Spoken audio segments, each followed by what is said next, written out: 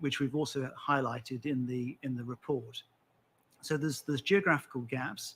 There's gaps on data in terms of younger age groups, and that's very important to consider as well. We're preparing a report on that hopefully very soon.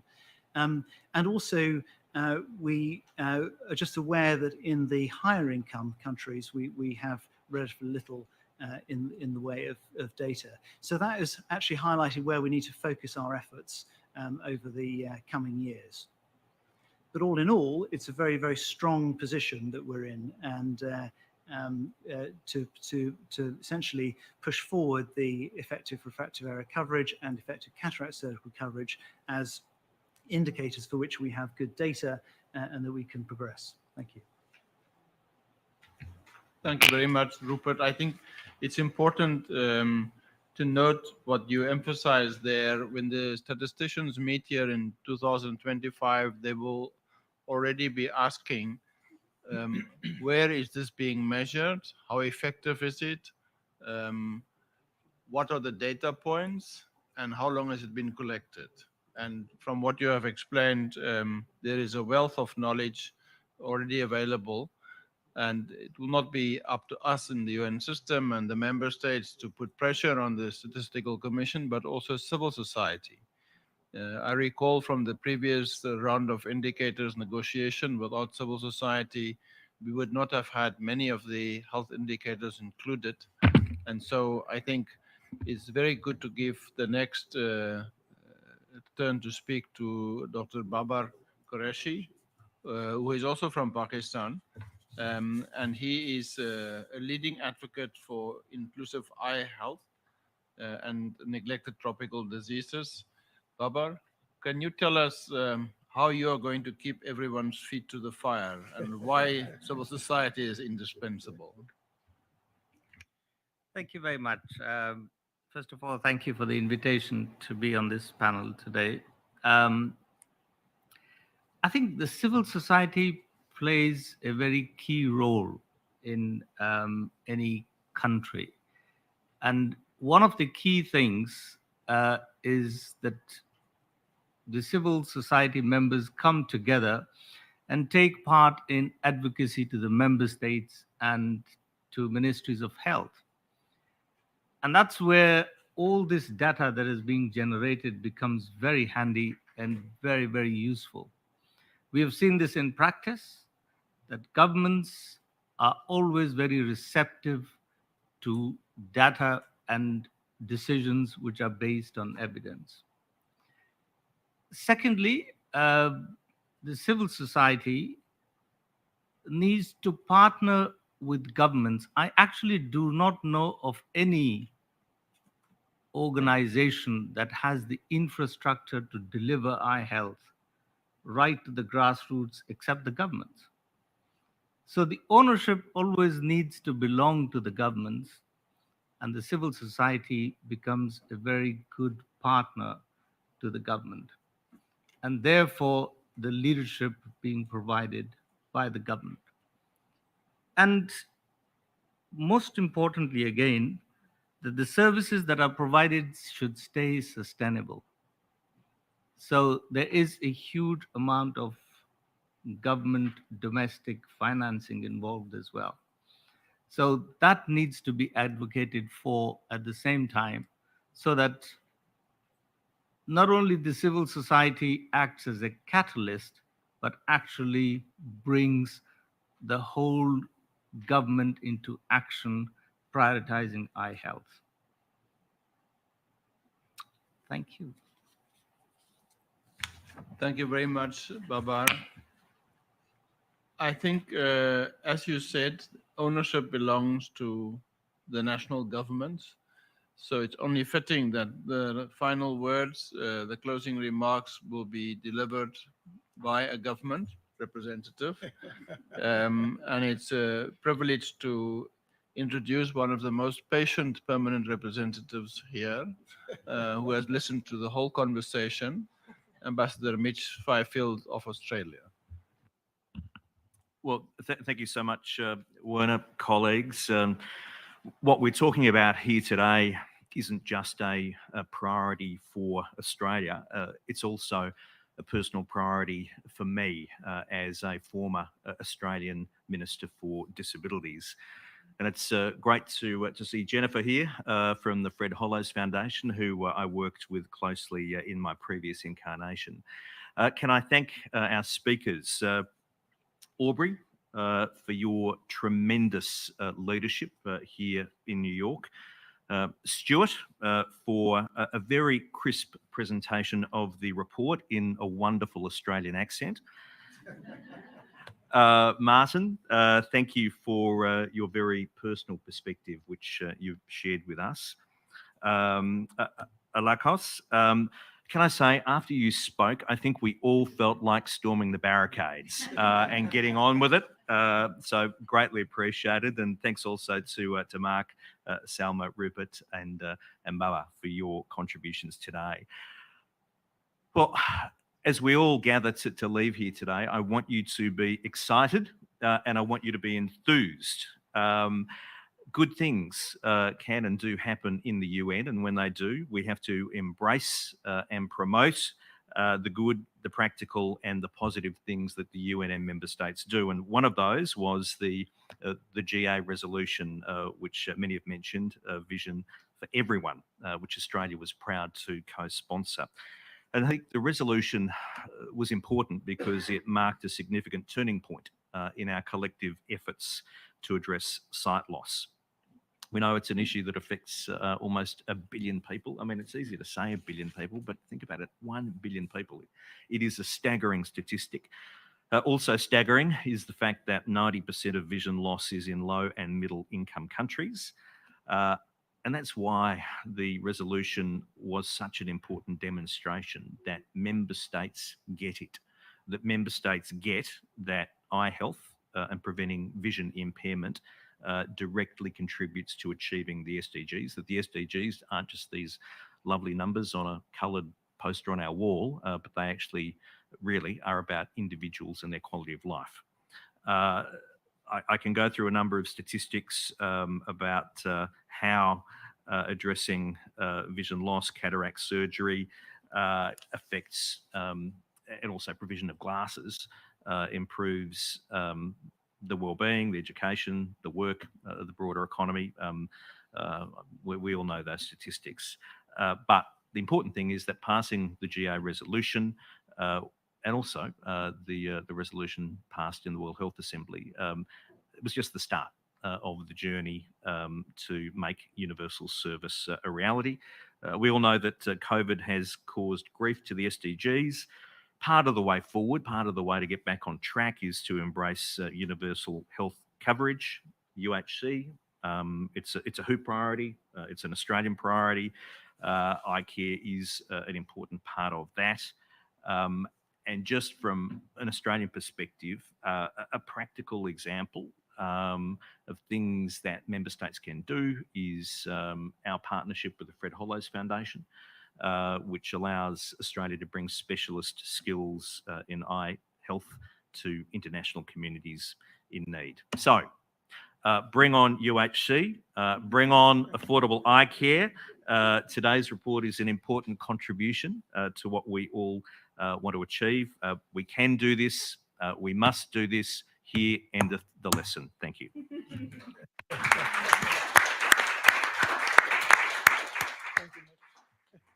Thank you very much, Ambassador Fifield. Thank you once again to everyone who came here in person today, to everyone that joined online, and a special word of thanks to my colleagues in our office in New York and Geneva for making this important event a reality. Thank you. Have a nice afternoon. Thank you.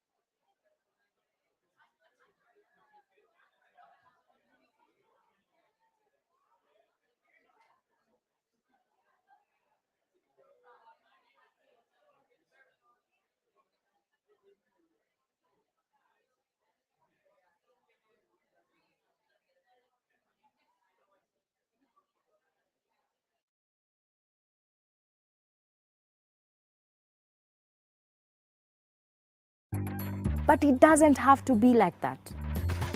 Here is the future we can achieve. Our buses and trains run on clean, renewable energy. Air pollution is no longer a matter of life and death, and it's much easier to walk and bike.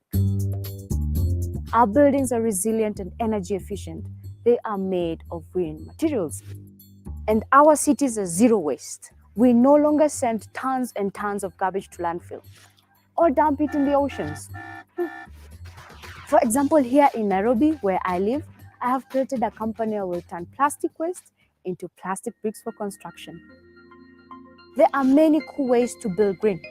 Take this house in Pittsburgh in the United States. Its super thick insulation means it needs 90% less energy for heating and air conditioning. In Singapore, concrete neighborhoods are being interlaced with green spaces, and that holds and filters water. Singapore has been called the Garden City. In Bogota, Colombia, you can find many green buildings, and some days are car-free. We know we have to find better ways to manufacture steel and cement, and so we need to invest in research. And we have mapped out a route forward. It's the Paris Climate Agreement. Almost 200 countries have signed on to stop the global warming from rising above 1.5 degrees Celsius.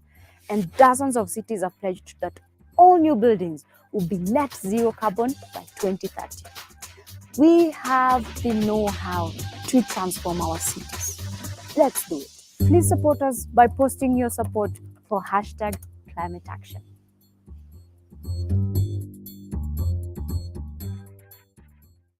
Dear world leaders, the coronavirus is still spreading, producing new variants that put us all at risk.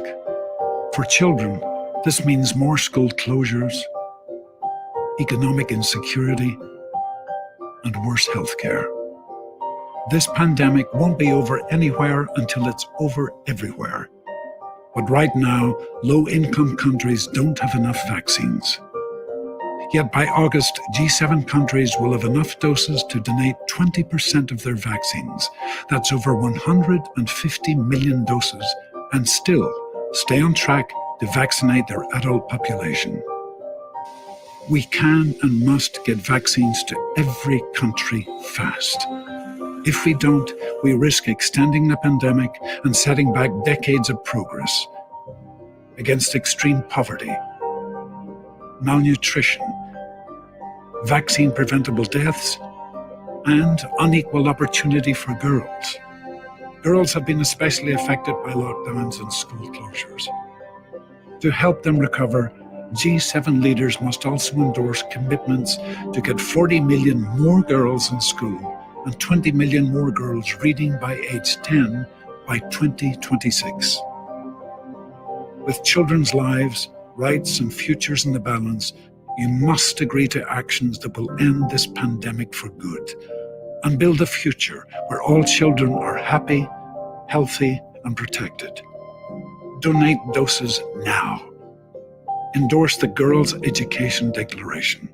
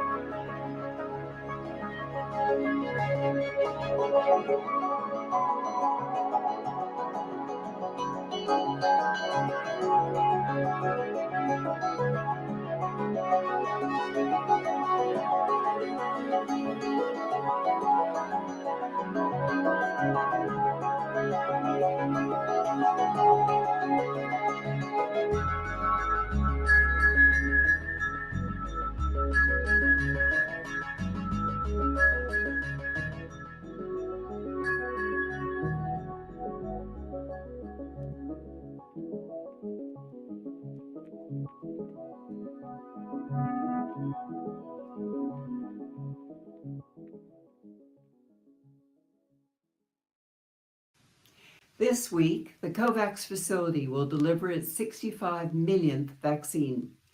It should have been its 170 millionth. By the end of June, that shortfall will reach 190 million doses.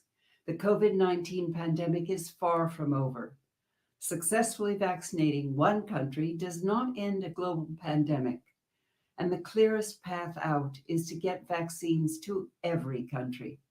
But some countries still do not have enough vaccines, and the virus continues to spread and to mutate.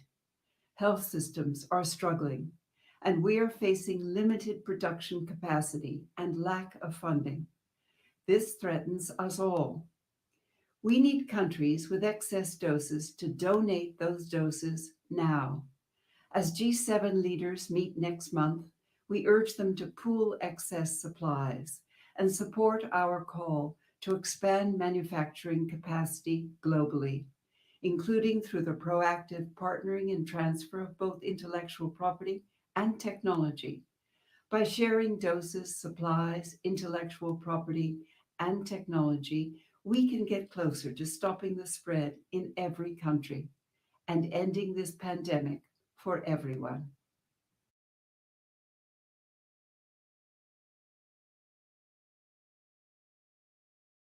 The aircraft has landed with all the supplies.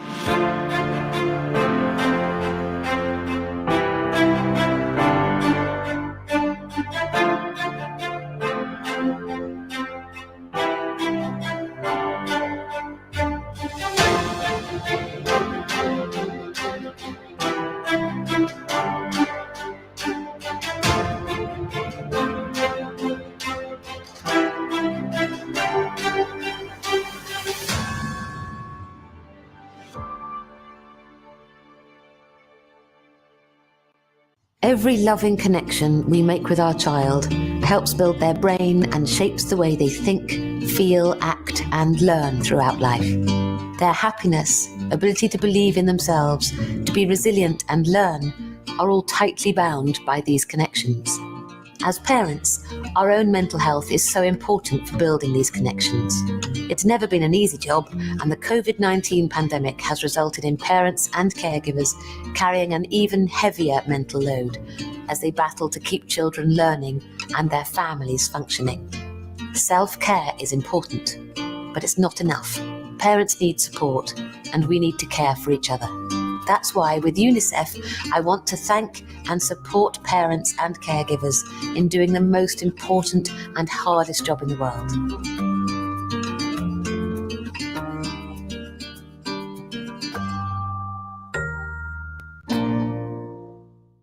Hello and namaste.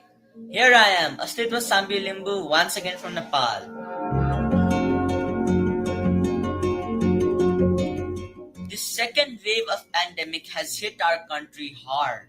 Thousands have been infected, hundreds are dying, and many people have even lost their daily bread.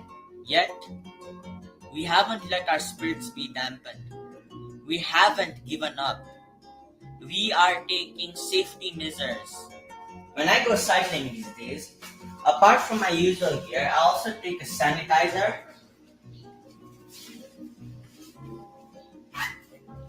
and a mask, which is a must. My best friend Sash Roskarnikar. Hello there. We cycle in this ground for 30 minutes.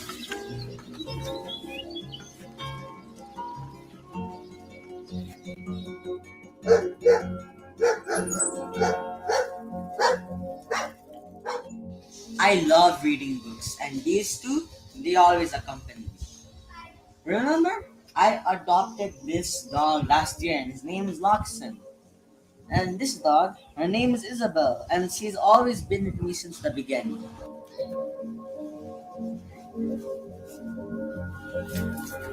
Good dog, that's a good dog. Is it a good boy? No.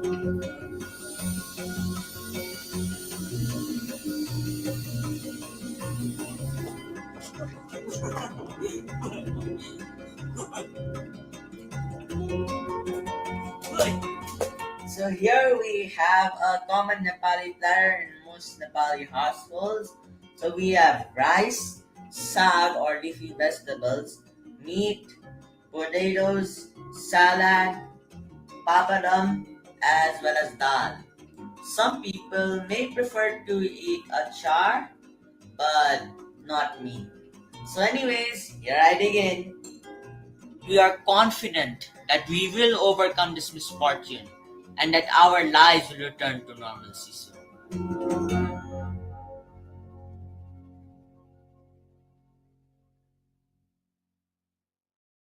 Dear world leaders, the coronavirus is still spreading, producing new variants that put us all at risk. For children, this means more school closures, economic insecurity, and worse healthcare. This pandemic won't be over anywhere until it's over everywhere. But right now, low-income countries don't have enough vaccines.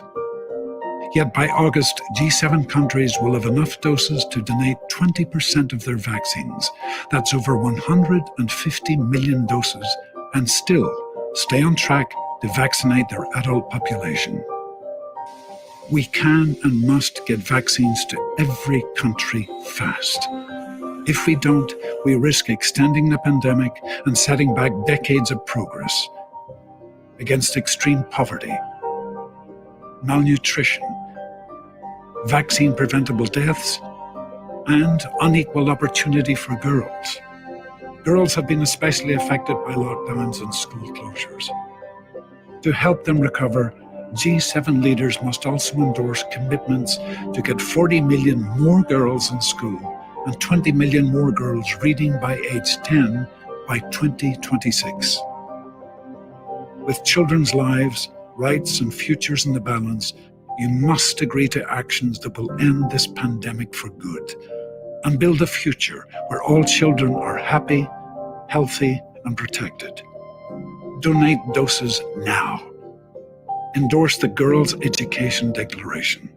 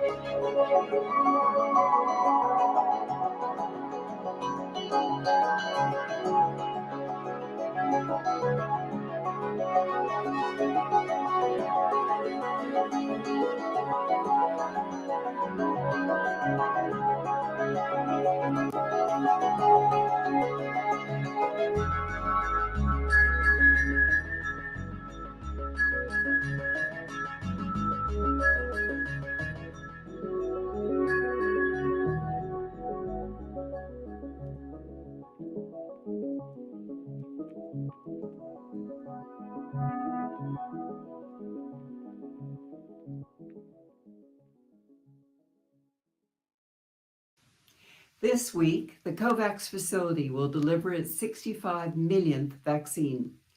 It should have been its 170 millionth. By the end of June, that shortfall will reach 190 million doses. The COVID-19 pandemic is far from over. Successfully vaccinating one country does not end a global pandemic, and the clearest path out is to get vaccines to every country. But some countries still do not have enough vaccines, and the virus continues to spread and to mutate. Health systems are struggling, and we are facing limited production capacity and lack of funding. This threatens us all. We need countries with excess doses to donate those doses now. As G7 leaders meet next month, we urge them to pool excess supplies and support our call to expand manufacturing capacity globally. including through the proactive partnering and transfer of both intellectual property and technology. By sharing doses, supplies, intellectual property, and technology, we can get closer to stopping the spread in every country and ending this pandemic for everyone.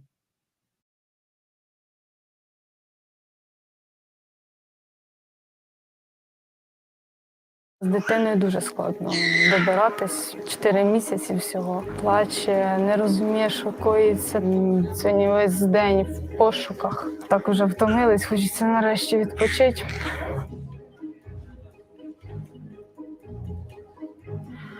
Я боюсь за свою дитину, тому що вона занадто мала, щоб вона чула ці вибухи, літаки.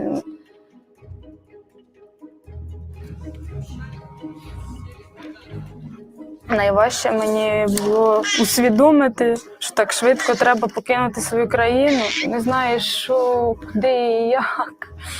Все так хаос.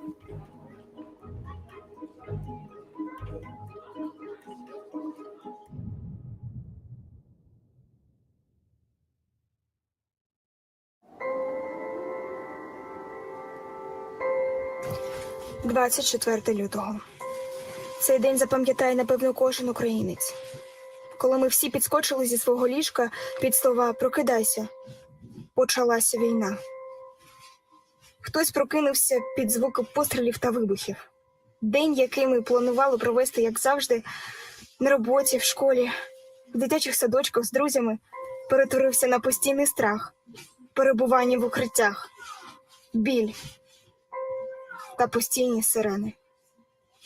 Сьогодні 27 лютого, зараз 1 година. Ми вже встигли відвідати укриття о 7 годині ранку, та, на щастя, незабаром повернулися додому.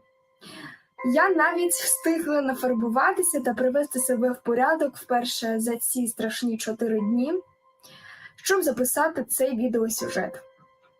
Зараз в Запоріжжі спокійно, всі сидять в своїх домівках.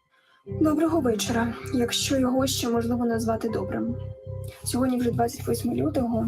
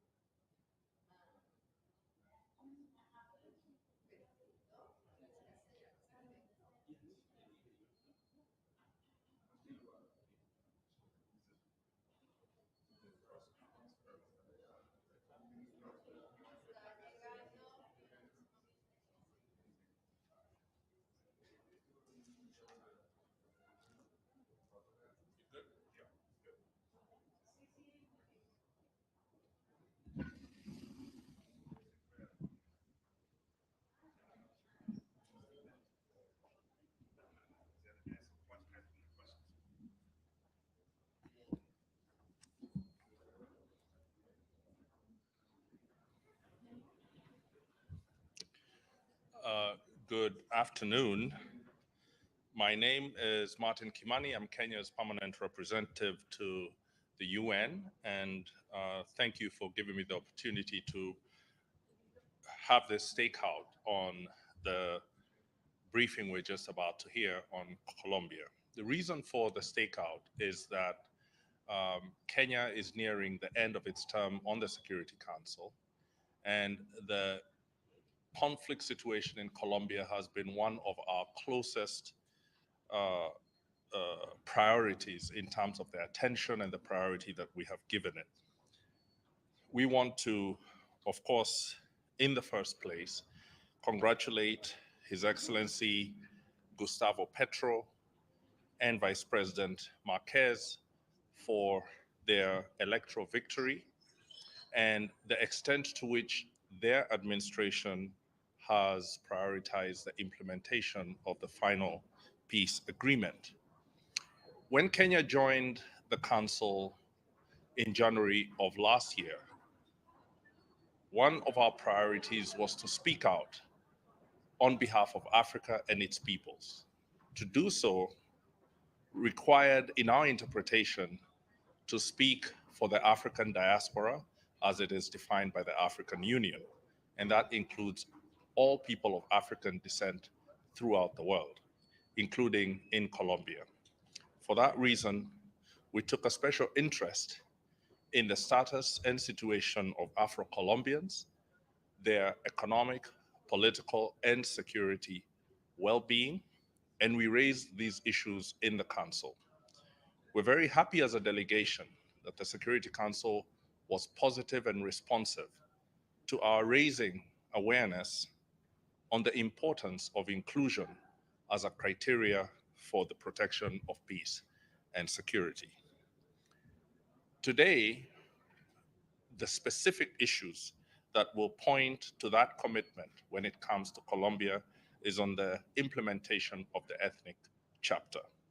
That ethnic chapter is a cross-cutting measure within the final peace agreement, and we believe that it is indicative of the stage of commitment and goodwill in Colombia. As an African delegation, we have our own experiences with conflicts that are based on exclusion, and we believe that the inclusion of Afro-Colombians and indigenous communities is key to the sustained peace of Colombia. We're proud to have raised this flag in the Security Council. We're even prouder and happier about the response by the Colombian delegation, reflecting the policies of President Petro to prioritize the implementation of the final peace agreement, and specifically to ensure that the ethnic chapter and its implementation are accelerated. We wish Colombia the very best in the years to come, not only in maintaining its peace, but continuing to be a shining example globally about how to resolve a protracted conflict in an inclusive, legal, and dynamic fashion. Thank you.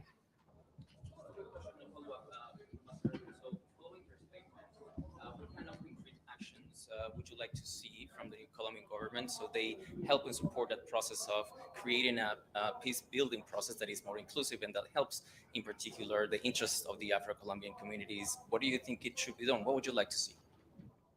Well, the A3, the African three, namely Gabon, Ghana, and Kenya, are going to be making a statement in a few minutes in Council. And that statement will articulate the different expectations that we have and the recommendations that we have. We have to begin by first celebrating where Colombia is today. I think Colombia has a lot to be proud of. And I think this new administration is going to take the peace agreement to a different level. We have the idea that it is going to be very important going forward to have solid targets, measurable advances, both in the FPA and even outside the FPA in terms of the inclusiveness and empowerment of those who are most vulnerable. And of course, for those, we have to include the Afro-Colombians and the indigenous communities. To put a fine point to it, the fate of Afro-Colombians is itself indicative of the level of inclusivity in Colombia. And that is not just in Colombia, but globally. It is just that we have the opportunity to push this point of inclusivity today. Ambassador, do you believe, you mentioned that this administration has accelerated the inclusion part and the ethnicity part is what is going to be touched today. Do you believe that it will be a possibility to be work a little bit more closely with those communities that maybe were not as represented in the past. And we're talking about Afro-Colombians that are part of that peace process document that was presented a few weeks ago here at the council, where they talked about, you know, the disparities, the issues they have faced, social leaders that have been killed in the past. That's one. And the second, do you see your country and the other members going to Colombia and try to meet with those communities? The Security Council has visited Colombia in the past, but do you think that this presents an opportunity to now open the door and go and visit those communities that maybe so far had not been as visualized? Well, thank you for the question. We would certainly hope for a Security Council trip to Colombia, but I do not think there's one planned while we're still in the Council. In terms of the agenda going forward, what is so clear is that the election of Vice President Marquez, the kind of senior appointments of Afro-Colombians and indigenous Colombians that this government has pursued are really an indication of a determination by this administration to move forward. So for us, it's not for us to need to directly speak to Colombian communities. We believe that the Colombian government is well in place and is doing a good job as it is. We would welcome any chance to visit Colombia. Who wouldn't? And I think what we're hoping for is that the next 4 years offer a global template about how to move a peace process along by leaving no one behind. Thank you very much. Thank you, Ambassador.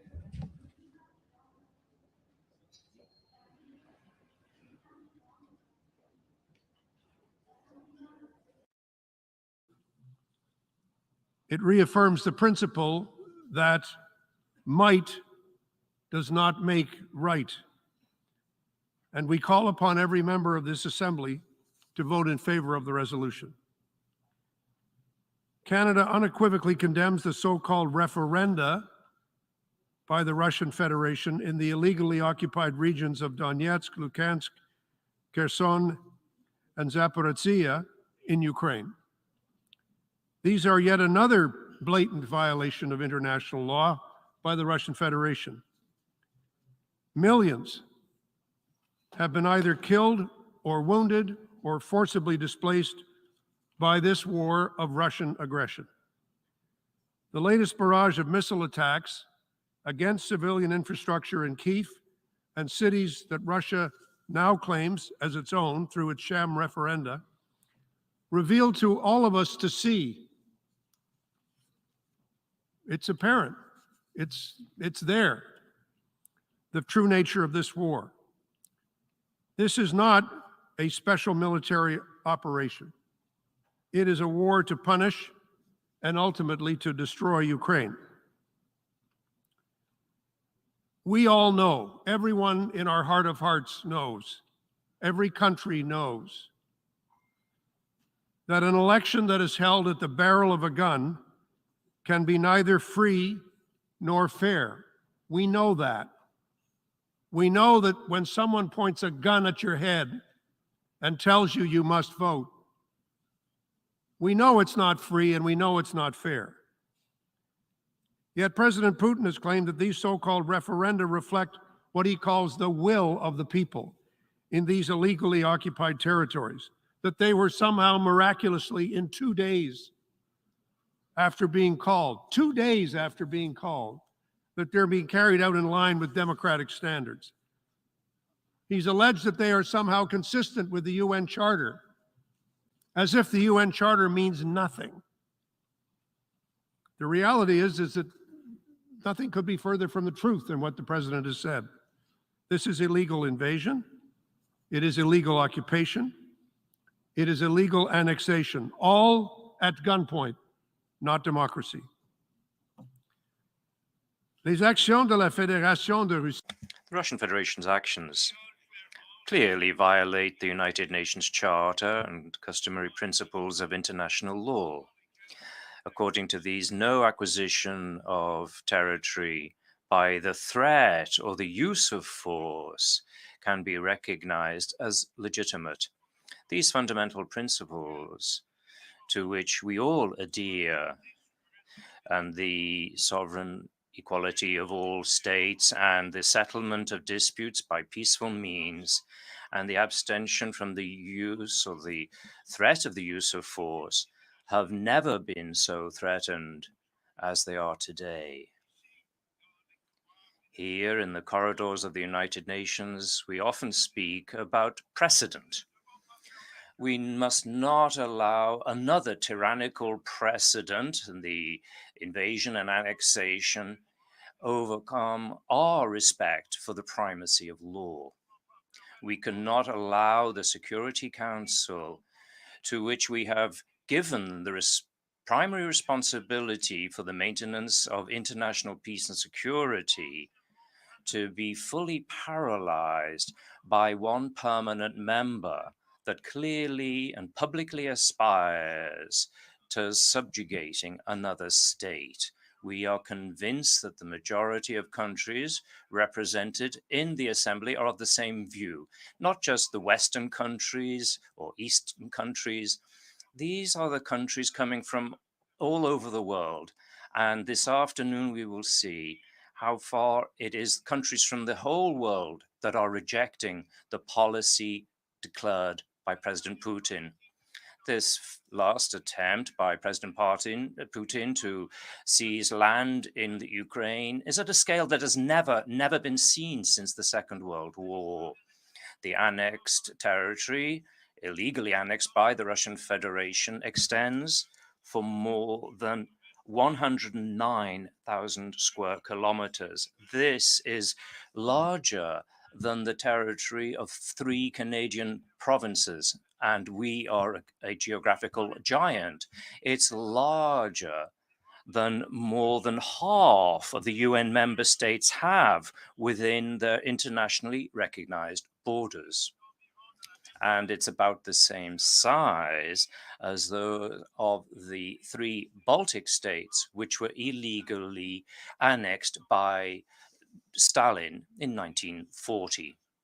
We must remember this because following the occupation of the 3 Baltic states by the Soviet army, the participation in the elections of new constitutive assemblies reached these crazy levels of 99.6% in 1940, following the invasion and annexation by the government of Stalin.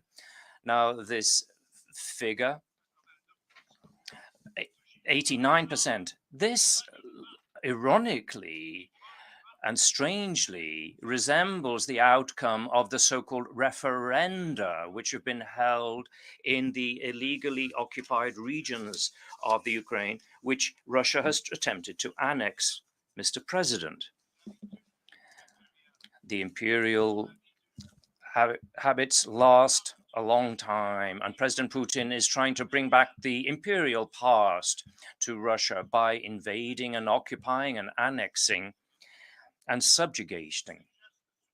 If these gestures do not convince us, his words are very clear. We should read them because President Putin speaks publicly of his determination to reconstruct the Russian Empire through any means possible and to absorb the citizens of free and independent and sovereign states of the former Soviet Union, whether they like it or not.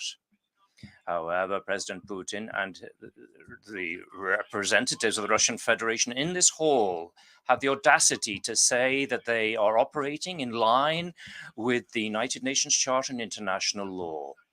They say that this is an anti-colonial project. No, Mr. President, absolutely not. On the contrary, the reality and the truth are clear.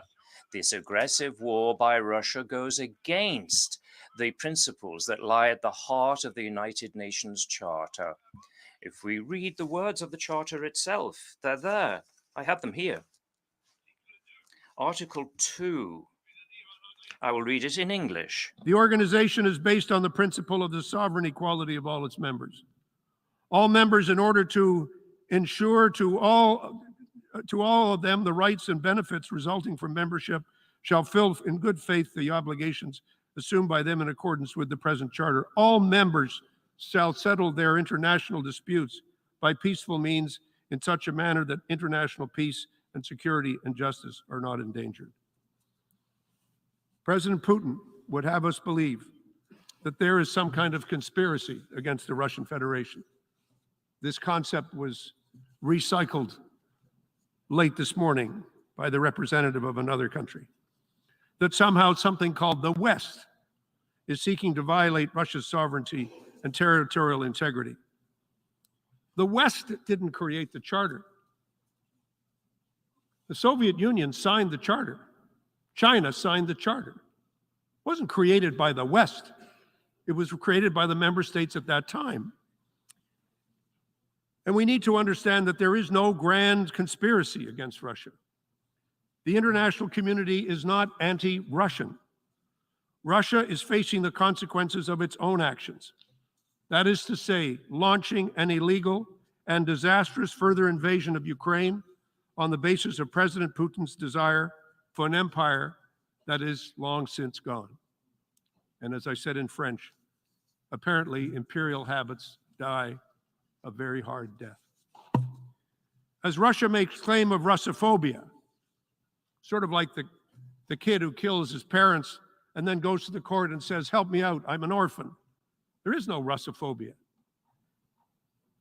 Its own soldiers, its own artillery, its own tanks, its own warplanes, its own missiles are flattening Russian-speaking cities and towns and abusing Russian-speaking populations in eastern Ukraine. No country is seeking to violate Russia's sovereignty or its territorial integrity. The International Court of Justice said there was no evidence to support that allegation by the Russian Federation.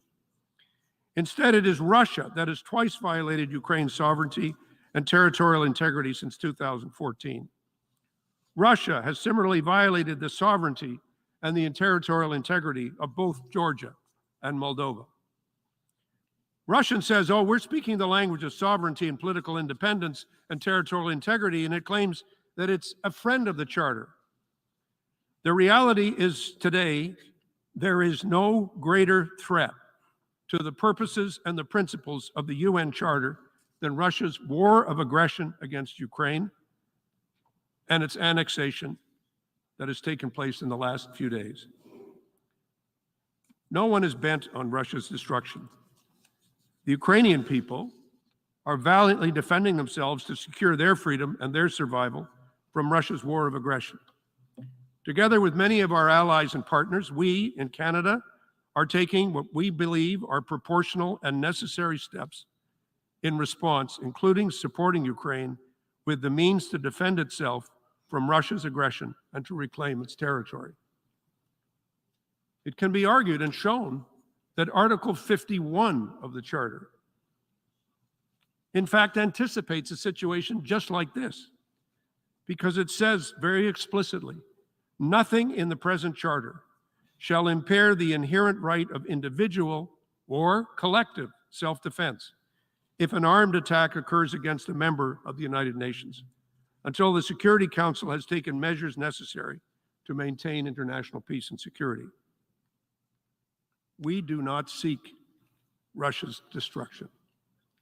What we seek is for the Russian Federation to live up to its commitments under the UN Charter and under international law, to behave as a responsible member of the international community like Ukraine, like so many other members of this assembly, to act as a steward of the Charter and a steward of the peace of the world, as was clearly anticipated in creating the status of permanent members whose mission in life it would be to preserve territorial integrity and to preserve global security. It's exactly the opposite of what Russia is now doing. The Russian Federation has the power to end this war. It has the power to end the untold misery that it has caused. The impacts have been felt most severely in Ukraine and by the many Ukrainians who have died, by the mindless, systematic destruction of infrastructure and the necessary means of life. But we also have to remember, and every delegate here knows this, the inequality of the world has historically been our greatest challenge, as well as the security of the world. Then came COVID. Then is climate change always with us? But now comes this aggression, which has had a devastating impact, not simply on the people and the economy and the society of Ukraine, but is having a devastating impact on the economies of each and every country that is represented here at the United Nations. Secretary General has said we're facing a winter of discontent. The International Monetary Fund reported yesterday that we're heading for an unprecedented global recession. Think how much better it would be if, instead of debating this motion, which we simply have to debate because the Security Council is not capable of doing its job because Russia has a veto, think how much better it would be if we were debating in this chamber, how can we rebuild and how can we remake the economies and societies that have been so devastated by the impact of the cascading crises that we've been facing over the last decade. Instead of which, we're being forced to go back to square one and say, let's call it what it is. An illegal aggression, an illegal annexation, and that if Russia would refrain from any further unlawful threat or use of force, and to completely and unconditionally withdraw its military forces from the territory of Ukraine that it has illegally occupied, we would see an end to this terrible, terrible tragedy, and we could start to rebuild. Not just rebuild Ukraine, but rebuild the economies of the world, including Russia. We have twice now demanded this as an assembly. We are doing it now for the third time, in response to the sham referenda and the desperate attempts to prolong what can only be described as a truly senseless, cruel, and brutal war of aggression. The Charter calls on us all to unite our strength, as it puts it, to maintain international peace and international security. Mr. President, I want to suggest that we must, all of us, rise to this call today to defend the Charter. And with it, yes, Ukraine's sovereignty, territorial integrity, and political independence. But in fact, not just the sovereignty of Ukraine, the sovereignty of each and every member state here. Not just the territorial integrity of Ukraine, but the territorial integrity of each and every country that is represented here. And not just the political independence of Ukraine, but the independence of all of us self-governing nations who are represented here. Thank you, Mr. President. I thank the distinguished representative of Canada. And now I give the floor to the distinguished representative of France.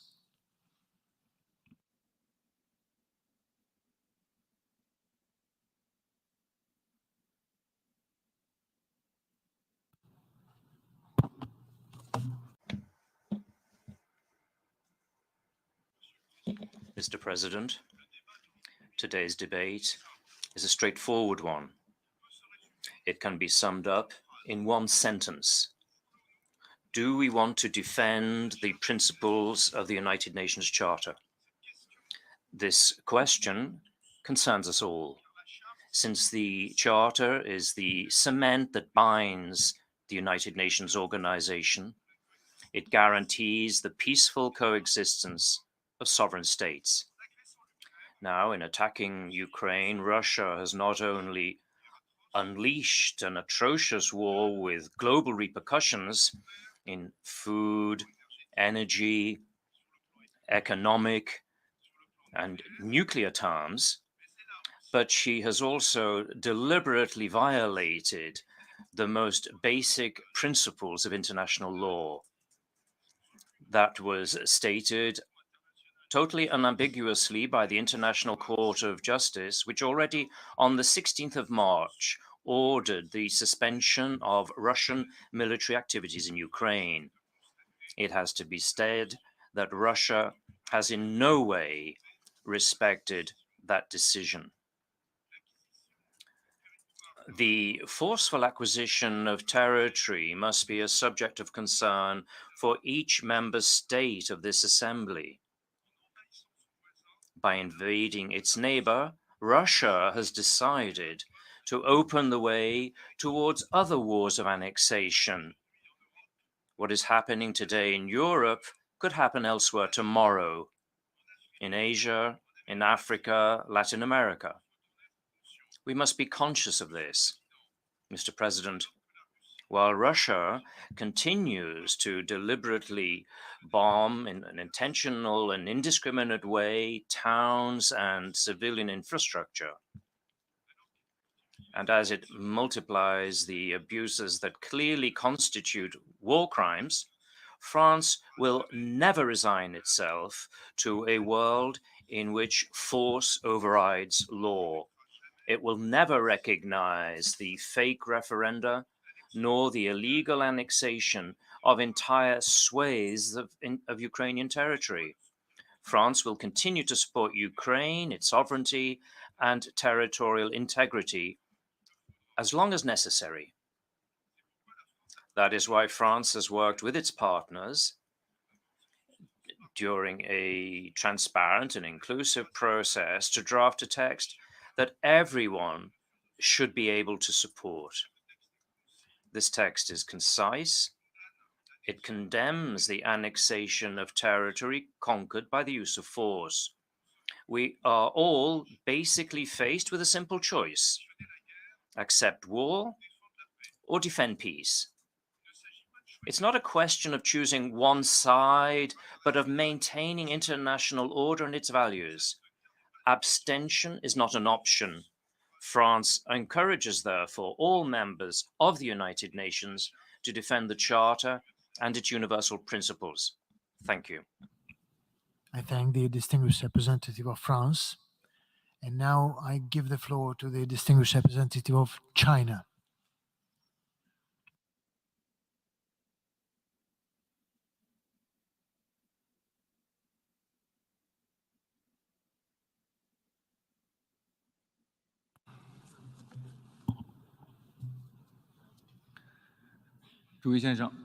Mr. President, it has been nearly 8 months since the crisis in Ukraine broke out. As we speak, the conflict is still raging on, flames of fighting still spreading, and the prospect for a peaceful settlement not yet in sight. The crisis is getting increasingly protracted, expanded, and complicated, and its spillover effects further penetrating to and affecting economy and people's livelihood, bring in more instability and uncertainty to an already turbulent world and causing deep concern. During the recently concluded general debate of the UN General Assembly, state leaders from around the world expressed their views and propositions on the crisis in Ukraine. Despite differences in views, a common thread is that most countries called on the parties to the conflict to cease fighting the soonest and resolve the crisis peacefully through dialogue. They called for greater humanitarian relief for the people of Ukraine who are deeply affected by the crisis. They called for joint international efforts to mitigate the spillover impact, especially that on developing countries. And they all called for unity to avoid bloc confrontation triggered by the crisis and the start of a new Cold War. These appeals and demands should be the focus of our attention and the goal to be achieved at this emergency special session. In this regard, China wishes to emphasize the following. First, sticking to dialogue and engagement for a political settlement to the crisis in Ukraine.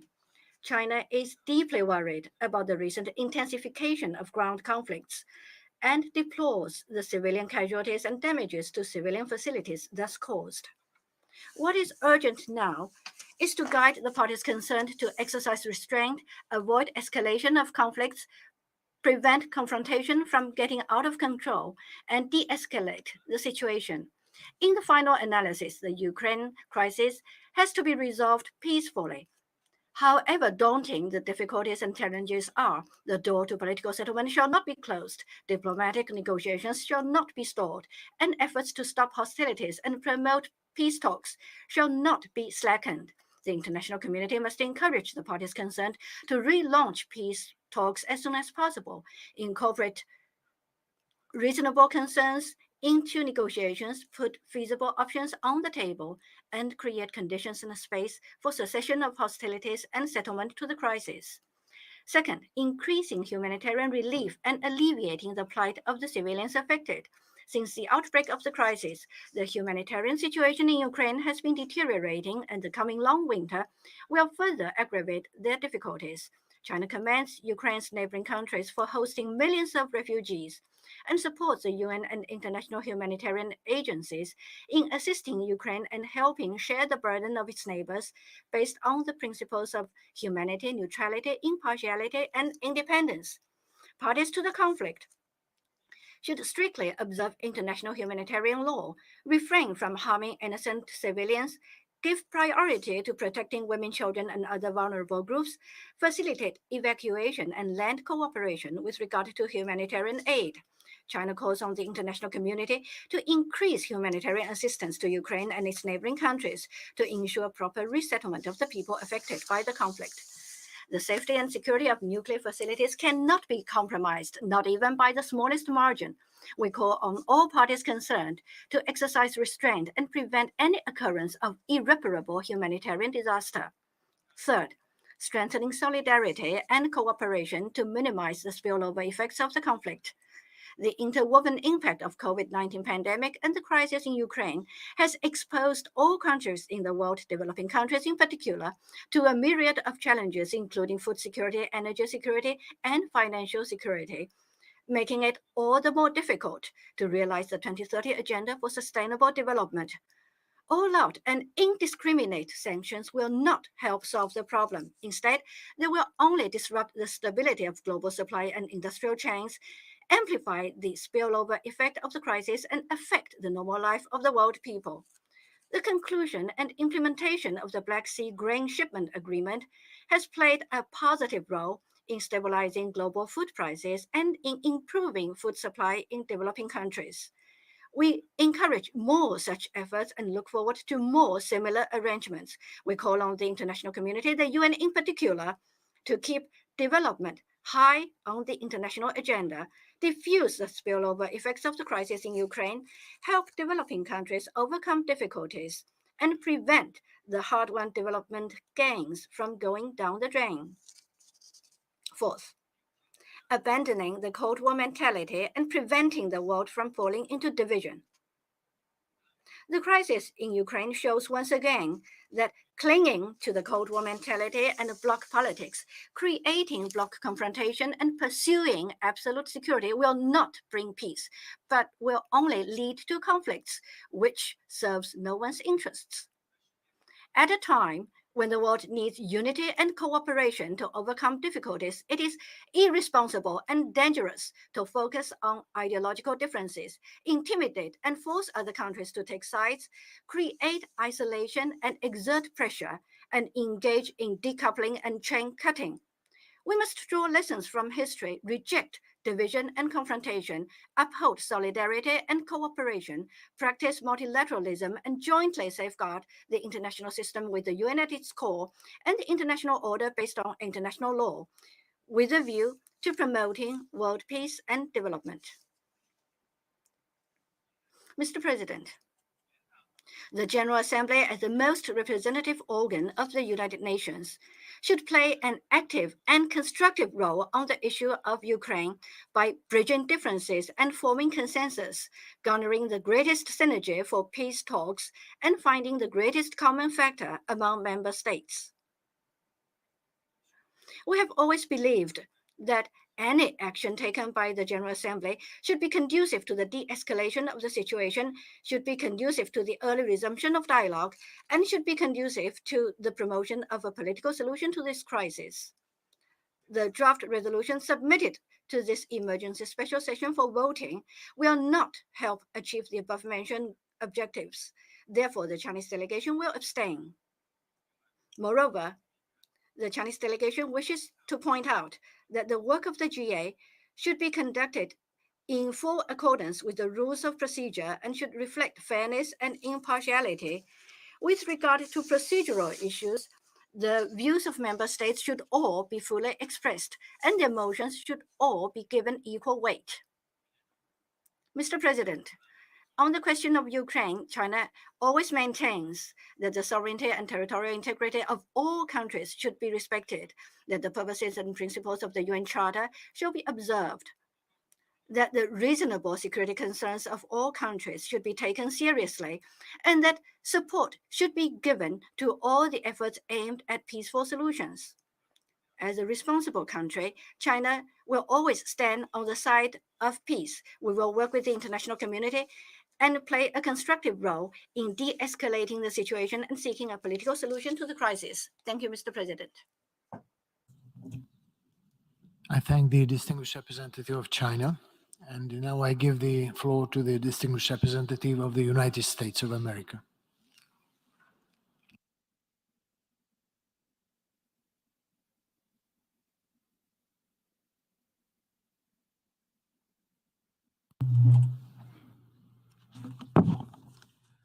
Mr. President, my fellow delegates, and to all those who dedicate themselves to the noble mission of this institution. Soon, we will vote on a resolution that is important not just for the future of Ukraine and the future of Europe, but to the very foundations of this institution. After all, the UN was built on an idea that never again would one country be allowed to take another country's territory by force. In the wake of World War II, that important idea, despite all of our differences, brought us together. Now we're called upon to defend that idea and the UN Charter that embodies it. Colleagues, the facts are clear. A UN member state, one with a permanent seat on the Security Council, has attempted to annex territory from its neighbor by force. This UN member state has not only put its neighbor in its crosshairs, but also put a bullseye in this institution's core principle. One country cannot take the territory of another by force. 8 years ago, the General Assembly was asked to respond to the same UN member states' attempted annexation of Crimea. Back then, the General Assembly defended the UN Charter. We overwhelmingly adopted a resolution affirming Ukraine's sovereignty and territorial integrity. We must do the same today.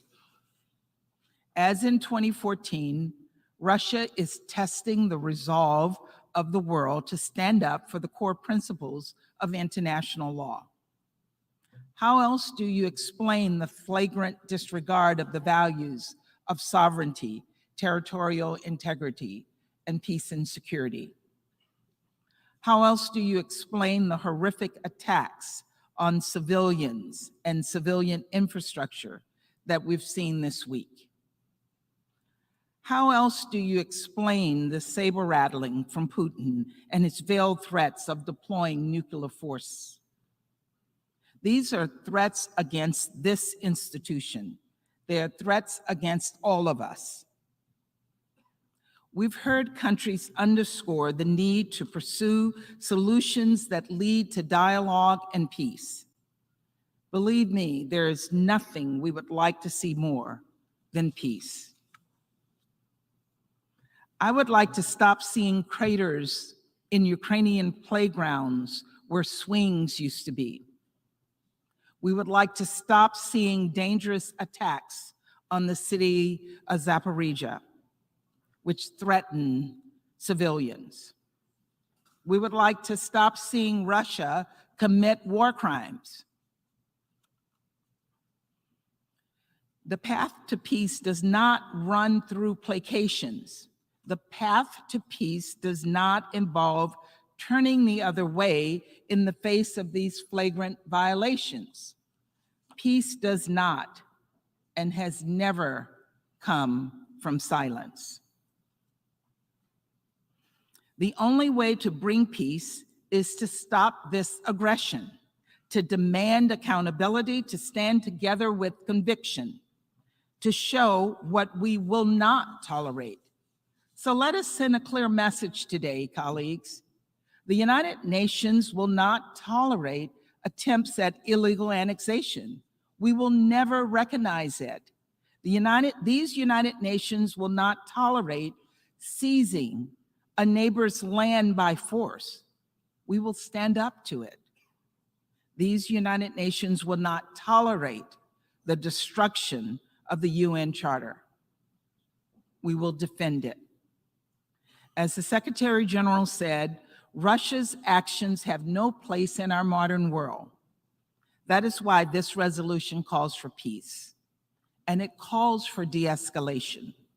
But it also makes clear that we reject Russia's attempted annexations, that we reject this affront to territorial integrity, to national sovereignty, to peace and security.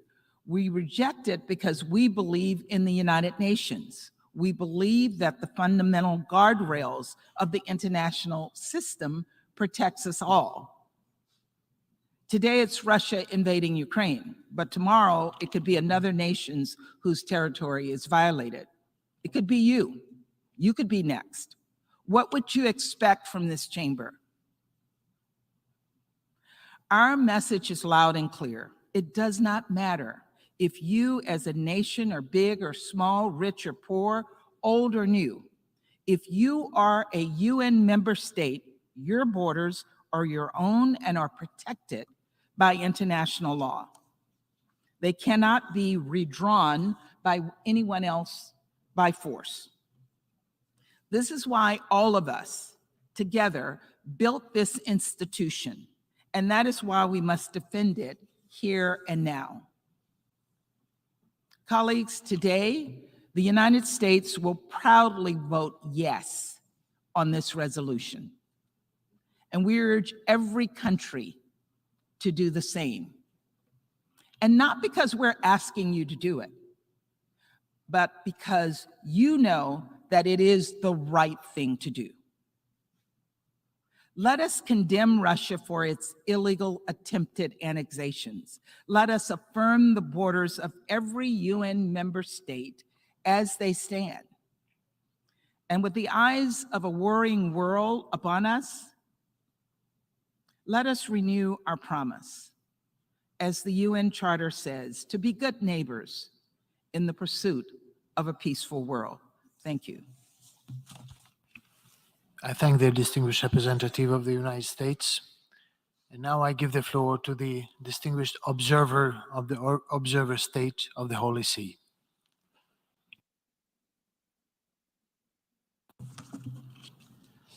Mr. President, we have heard many words over these past hours.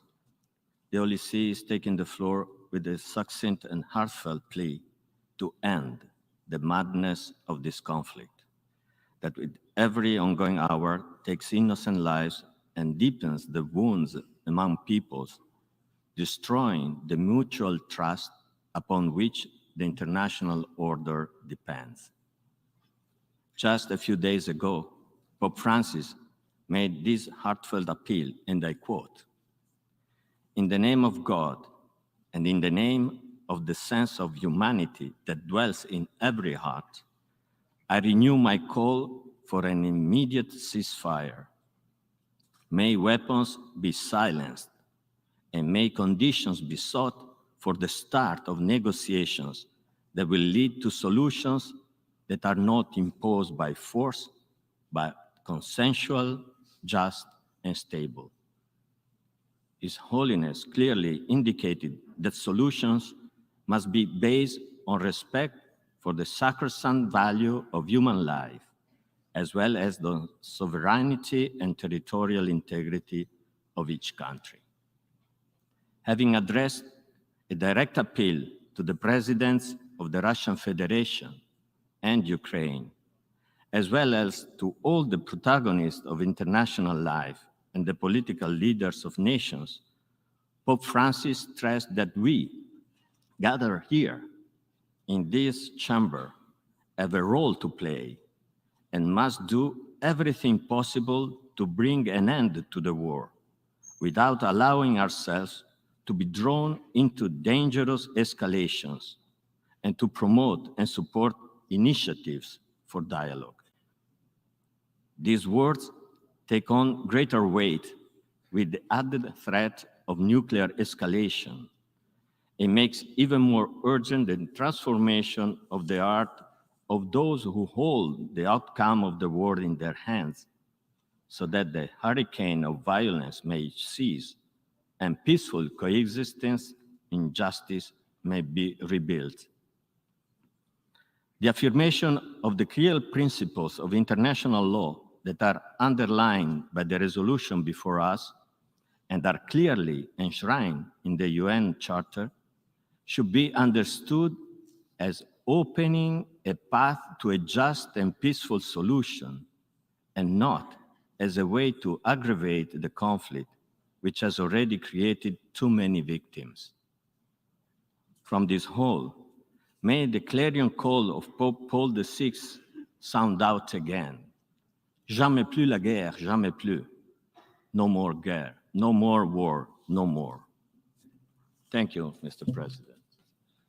I thank the distinguished observer of the Observer State of the Holy See, and now I give the floor to the distinguished observer of the Sovereign Order of Malta.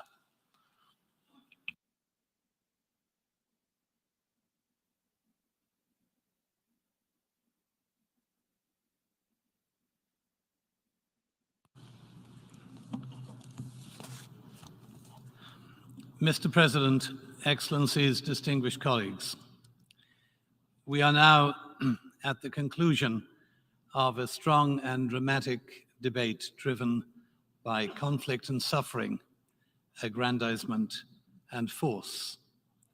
But unlike other historical precedents, particularly those involving Europe, which were oftentimes conducted in the aftermath of battle, all of this week and the past 3/4 of a year, we have been deliberating in the heat of it. And yet the words of this salvific assembly, uttered amid the burning rage that consumes two sovereign nations, seems to have little effect. And in the midst of that burning rage, it is the poor, the sick, and those who have nowhere to go who suffer the most. All of our histories are intertwined. The commonality of human motivation and desire is all too evident. Technology and the integration of economies, whether we like it or not, have made all of us more than bystanders. No nation can allow this conflict to spiral out of control because the consequences, as we all know, are too terrible to contemplate. And no matter how far away and how isolated we feel we might be, the detritus of burning rage will consume us. The Sovereign Order of Malta is unique in its sui generis status as both a sovereign entity and as a Catholic religious order, as it seeks to embrace its citizens with charity and love. And those citizens are those who are left behind. They are the forgotten people of the world, often stateless, homeless, the trafficked, the migrant, the refugee, the suffering humanity that is so often left without support and hope. Few states are too proud to refuse help on behalf of those who are in need. Fewer still are unwilling to augment their own services with apolitical and neutral aid which we offer without consideration of religion or politics. Yet, today, in the Ukraine, despite recent missile attacks on Lviv, our staff and volunteers continue their mission throughout the country in the same spirit as those heroic employees of Caritas who were so tragically killed in Mariupol in April of this year.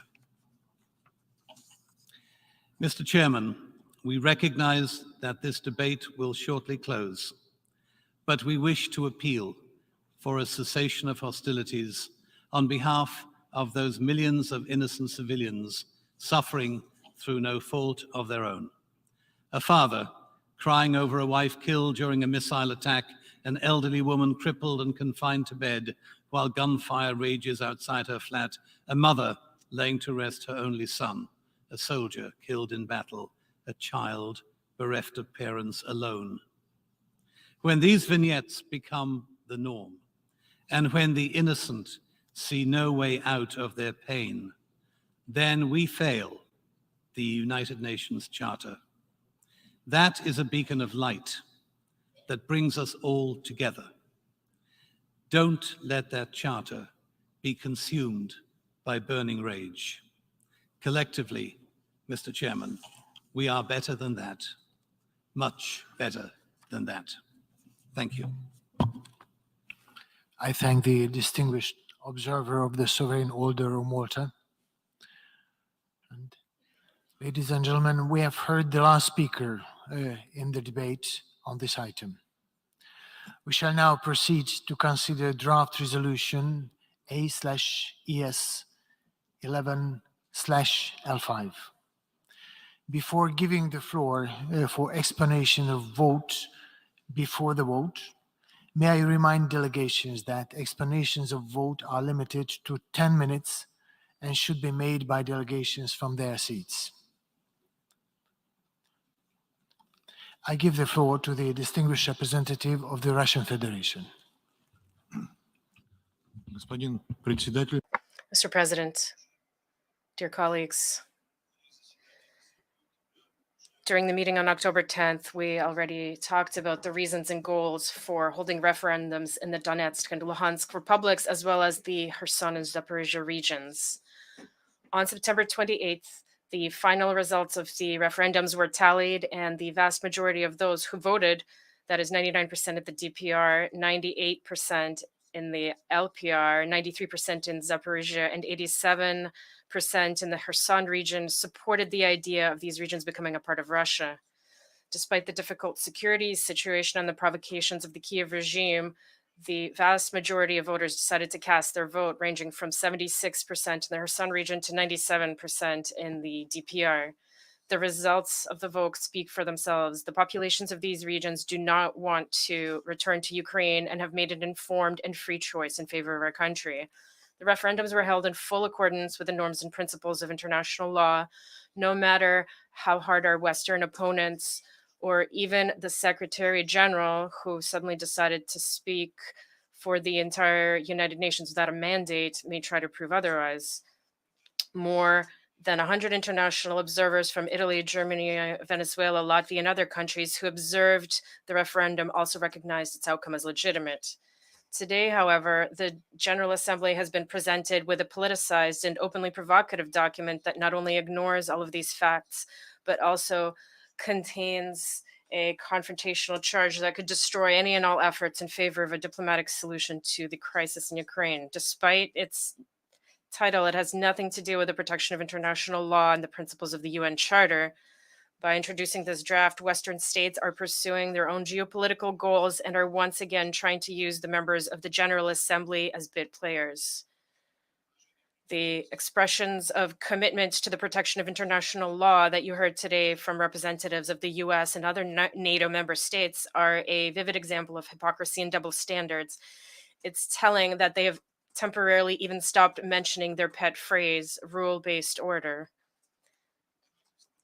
Let us recall the situation with Kosovo. Today's loudest critics of the referendums were in the forefront of supporters of its independence. They insisted that Kosovo had the right to secede from the state in the event of a real threat of serious violations of their population's rights or remedial secession. That was the official Western legal position presented to the International Court of Justice when it prepared an advisory opinion at the request of the General Assembly in 2008.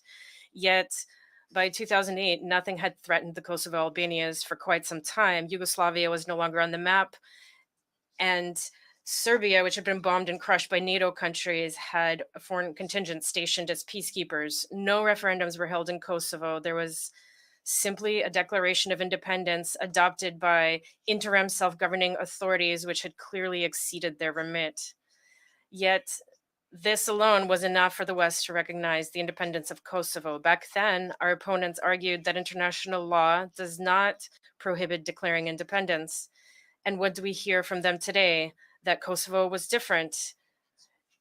In other words, NATO members were prepared to protect the Kosovo Albanians and protect them from threats that didn't even exist at the time, whereas the populations of Donbass, Kherson, and Zaporizhia are, in their view, second-class citizens whose extermination by the Kiev regime does not worry the civilized West one bit because they support Russia.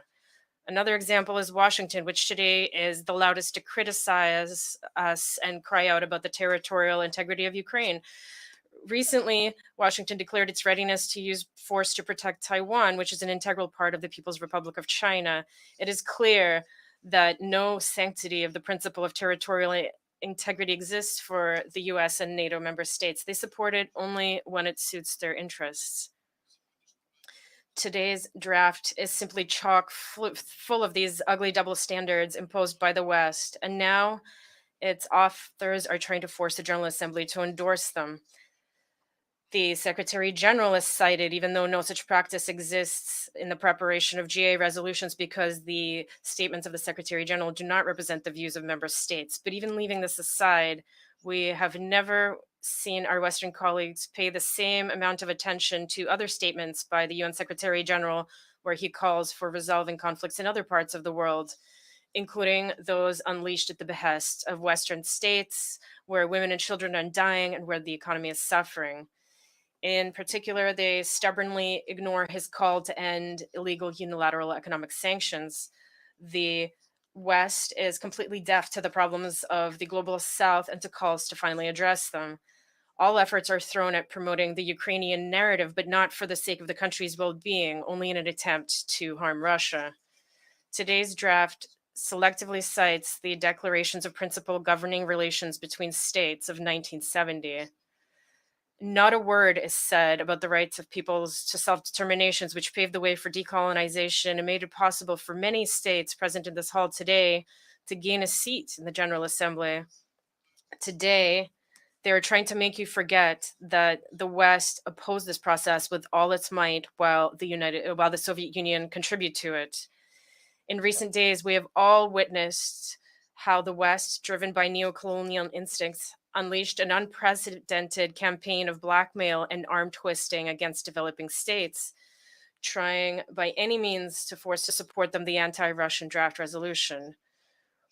We know that there were efforts made in Washington and that the capitals of members of the non-aligned movement were literally besieged by US political emissaries and their allies who directly threatened punishment and consequences for disobedience.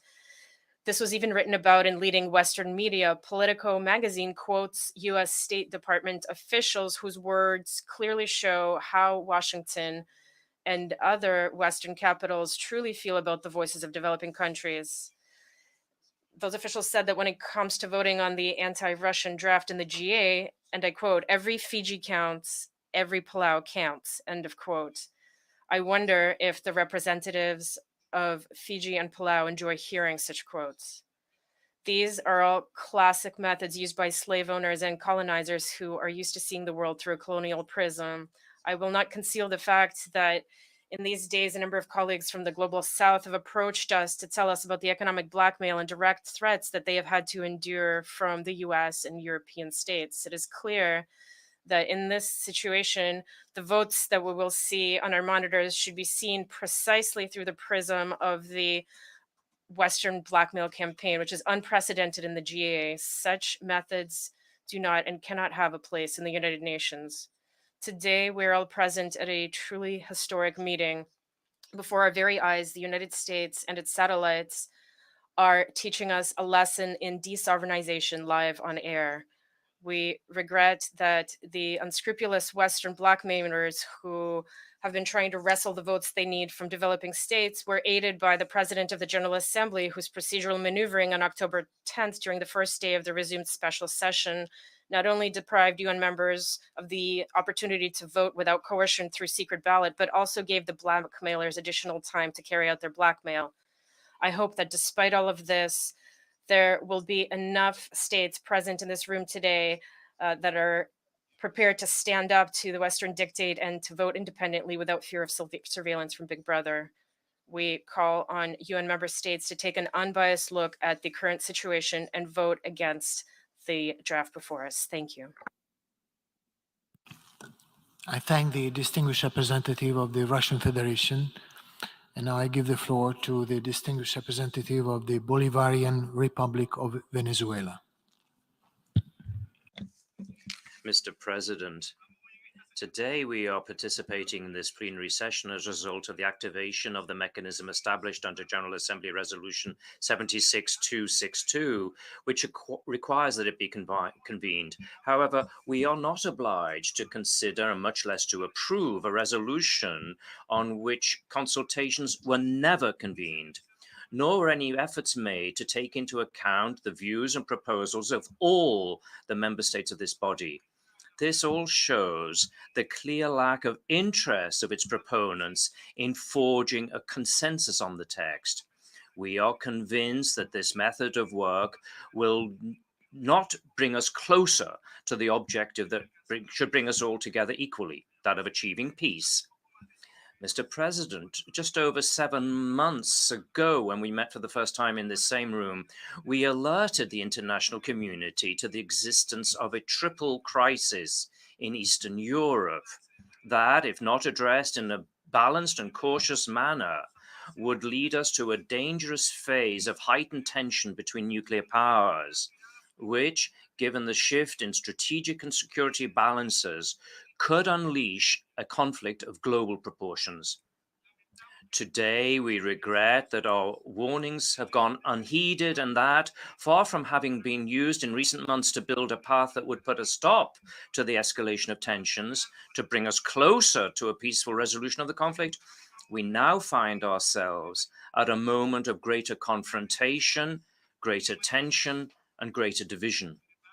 However, as a country that believes that peace is the only way forward, we cannot but continue to insist that today our role must be to correct course and create a firewall between the three levels of the crisis in Ukraine, thus preventing a chain reaction that could lead us like sleepwalkers to the abyss. Today, as never before in the last 60 years, we are getting closer and closer to a point of no return that has the serious potential of compromising the survival of present and future generations. We have to recognize this fact. Today, we see the start of a conflict of nuclear dimensions seems to be getting closer. We see with great concern an increase in actions and policies that seem only to seek to create a clash of blocks with the false illusion of a definitive unipolar victory. This clash will cause a world conflict between nuclear powers, which will destroy humanity as we know it today. Mr. President, this is not the time to instrumentalize this General Assembly or to entrench a new Cold War mentality with its block clash policy, which could result in serious miscalculations with unimaginable consequences for humanity as a whole. We must therefore make a collective effort to reduce the temperature of the rhetoric, bearing in mind that, as the facts show, excessive speeches are precursors to violent actions, and on the one hand, these encourage a dangerous illusion of control over events. On the other hand, they deliberately stray from the path of peace. In this context, we can in no way allow war rhetoric to be normalized, nor must we allow attempts be made to convince entire nations that a nuclear war would have winners and losers, when the reality is that it would only produce death and destruction, pain and suffering for all alike. It is mutually assured destruction. That path, Mr. President, that path of fiery speeches and reckless actions is not only the wrong path to take, it's an irresponsible one that only places humanity at greater risk. For all those reasons, we believe that the draft resolution contained in document A/ES11/L5 will in no way contribute to the objective of achieving lasting peace through political dialogue and diplomatic negotiations, which is why we call on the responsible members of the international community to vote against the said text.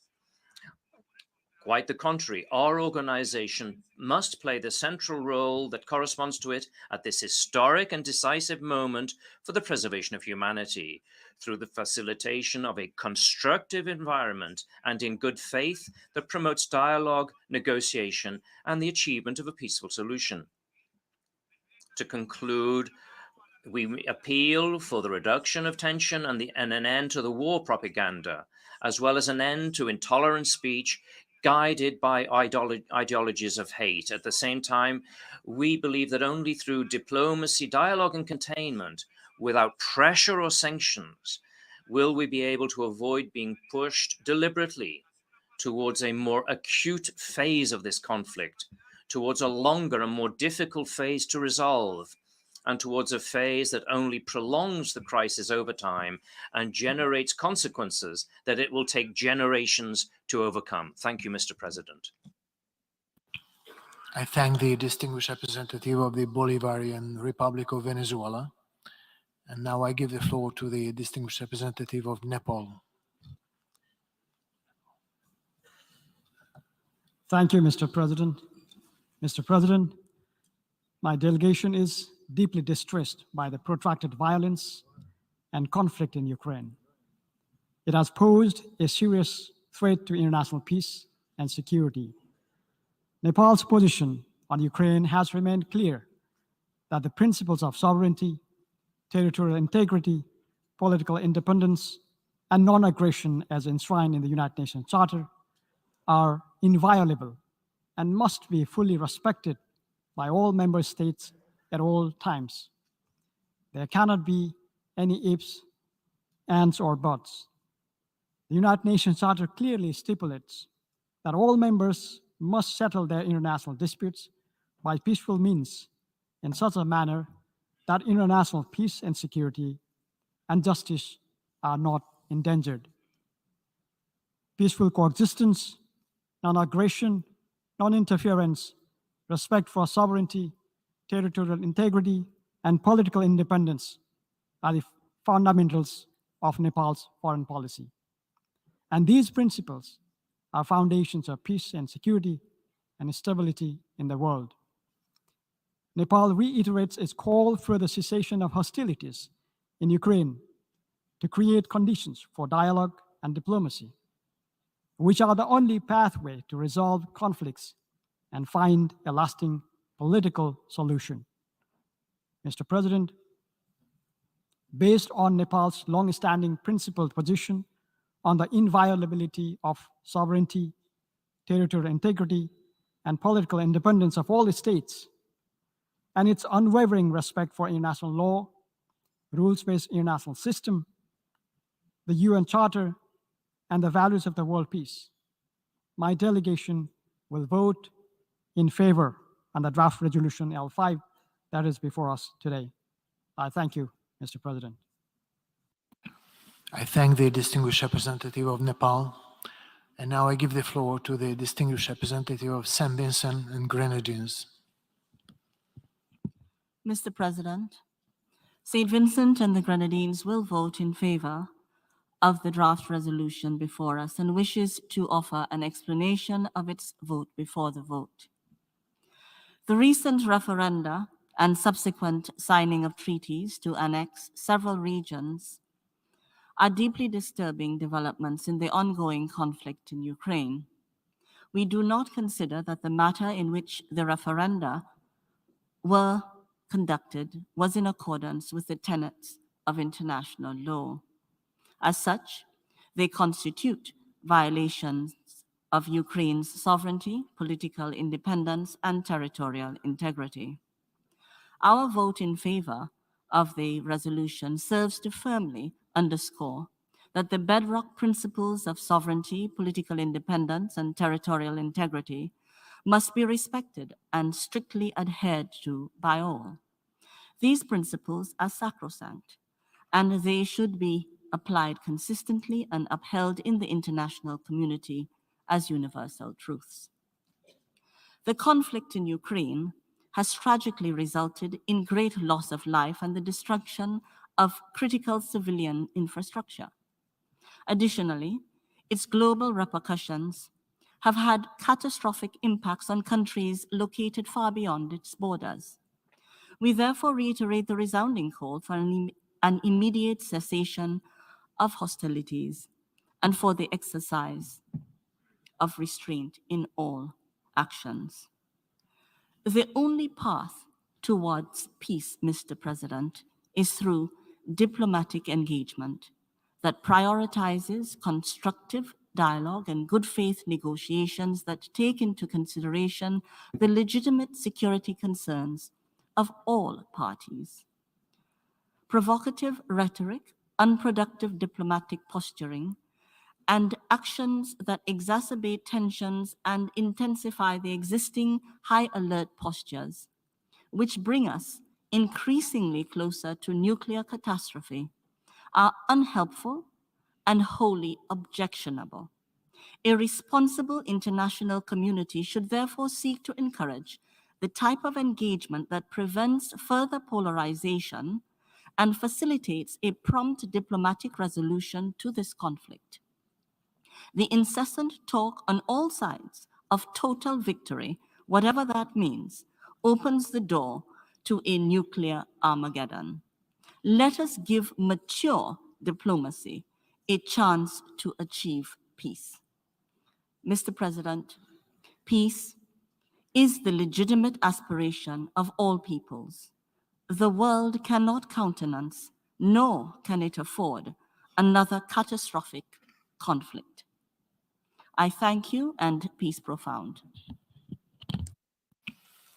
I thank the distinguished representative of St. Vincent and the Grenadines. Ladies and gentlemen, we have heard the last speaker in explanation of vote before the vote. Before proceeding to take a decision on draft resolution A/ES11/L5, I wish to address the question concerning the majority required for the adoption of the draft resolution. In light of Article 18, paragraphs 2 and 3 of the Charter of the United Nations, is there any objection to taking action on draft resolution A/ES11/L5 by a 2/3 majority of the members present and voting? I see no objection. The 2/3 majority of members present and voting is therefore required for the adoption of the draft resolution A/ES11/L5.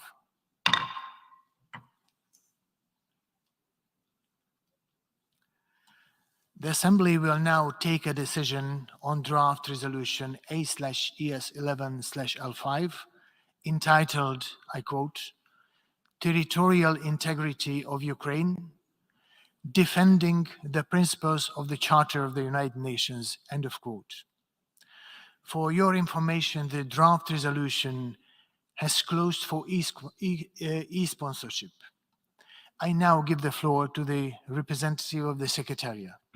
Mr. President, I should like to announce that since the submission of the draft resolution, and in addition to the delegations listed on the L document, the following countries have also become co-sponsors of A/ES11/L5.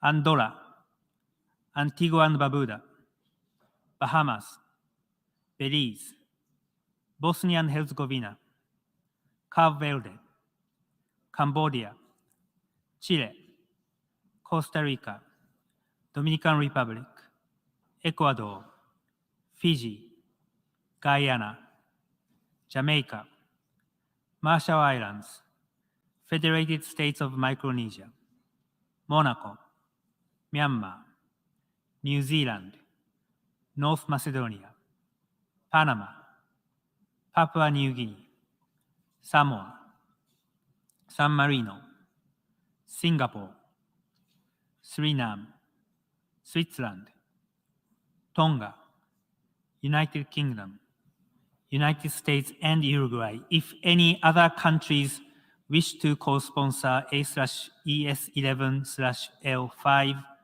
please signify by pressing the microphone button.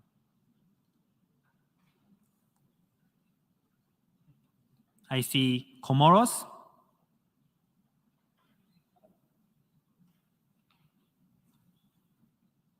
Liberia, although Liberia is already on the L document.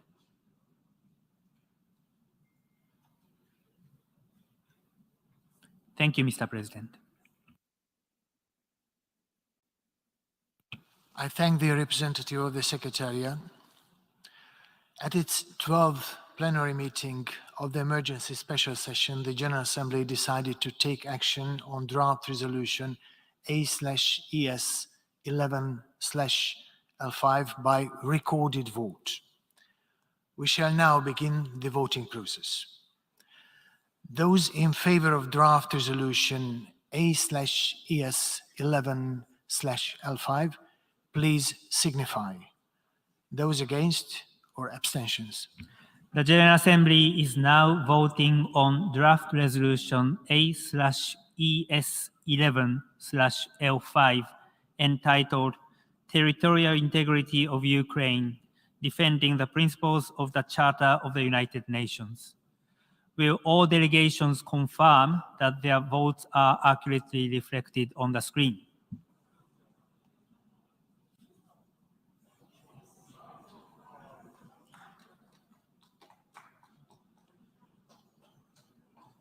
The voting has been completed. Please lock the machine.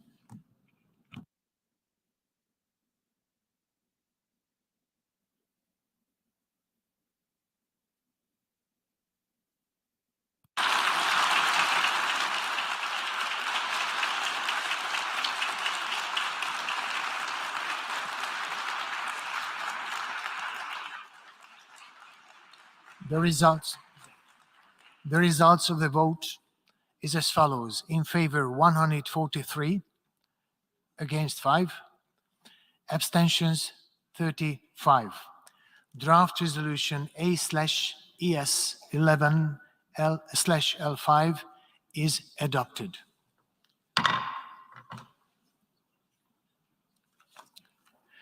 Before giving the floor to the explanation of vote after the vote, may I remind delegations that explanations of vote are limited to 10 minutes and should be made by delegations from their seats.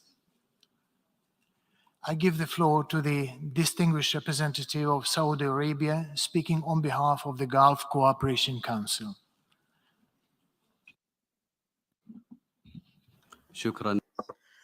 Thank you, Mr. President. Mr. President, it gives me pleasure to deliver this statement on behalf of states member in the GCC. The states of the GCC follows with extreme concern the situation in the Ukraine since the conflict started. We would like to stress that the countries of the Council have friendly relations with all parties and are convinced that the best way to avoid any negative repercussions is through the settlement of the crisis diplomatically and through dialogue in a way that caters to the interests of all parties concerned.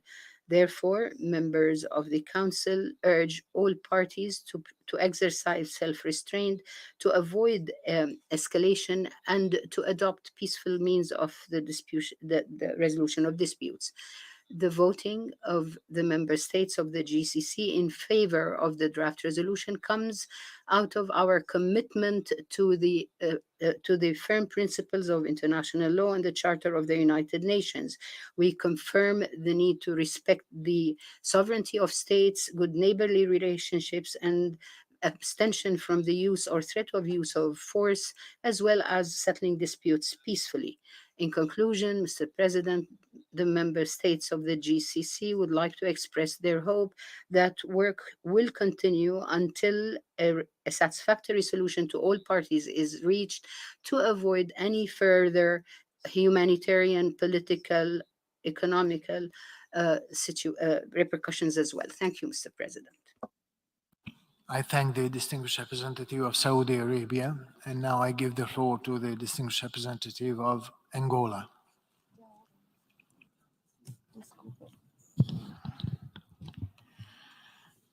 Thank you, Mr. Chairman.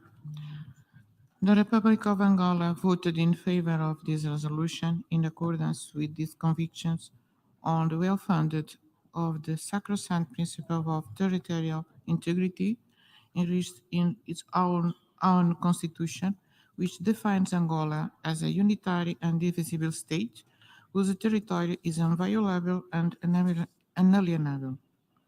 Our position is also in line with positions of the Charter of the United Nations and Constitutive Act of the African Union. Indeed, the predecessor organization of the African Union, the Organization of African Unity, did lay down the basis for the same principle when the founding fathers wisely decided in 1964 to maintain the principle of the intangibility of the borders inherited from colonialism. Mr. President, since the 60s, the Russian people have always shown their friendship and solidarity with the Angolan people, having played a decisive role in our liberation struggle against colonialism and the invasion of the Angola territory by the army of the apartheid regime of South Africa. Today, we have a close relation of friendship and cooperation with the Russian Federation in several areas of common interest. With Ukraine, the Republic of Angola also enjoys good diplomatic relations and cooperation. These relations constitute one of the facts that justify the deep concern constantly expressed by the Republic of Angola about the war between the Russian Federation and Ukraine, which, in addition to causing countless human casualties, has generated thousands of displaced people and refugees never seen since the Second World War, as well as the destruction of important infrastructures of Ukraine. The same war has also had serious consequences on world peace and security, as well as one of the economy of all countries in general. Mr. President, the Republic of Angola therefore reiterates its appeal to the parties to cease hostilities and strive for a peaceful resolution of the conflict through dialogue in full respect of international law. The call of the Republic of Angola for a peaceful resolution is in line with African Union principles of non-interference, as well as with the efforts of His Excellency João Manuel Gonçalves Lourenço, President of the Republic of Angola, to promote peace and security in Africa in his capacity as Chairman of and Champion of the African Union for Peace and Reconciliation in Africa. I thank you very much. I thank the distinguished representative of Angola, and now I give the floor to the distinguished representative of Algeria.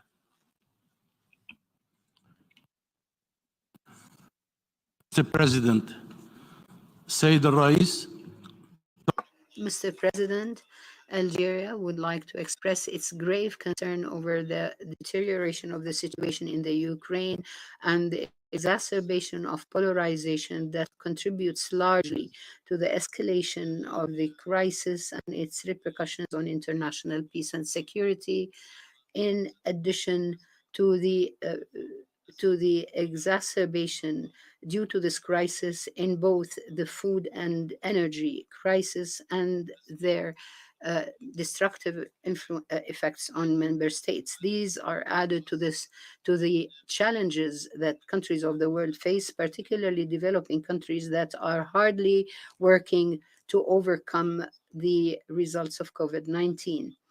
In this regard, and based on our positions of principle and out of our belief in the principles of the non-aligned movement, Algeria would like to confirm yet once again that we are firmly committed to the principles of international law and the principles and objectives of the Charter of the United Nations, particularly the respect for the sovereignty of states and opposition categorically to the annexation of territories by law, which is considered a breach of international law.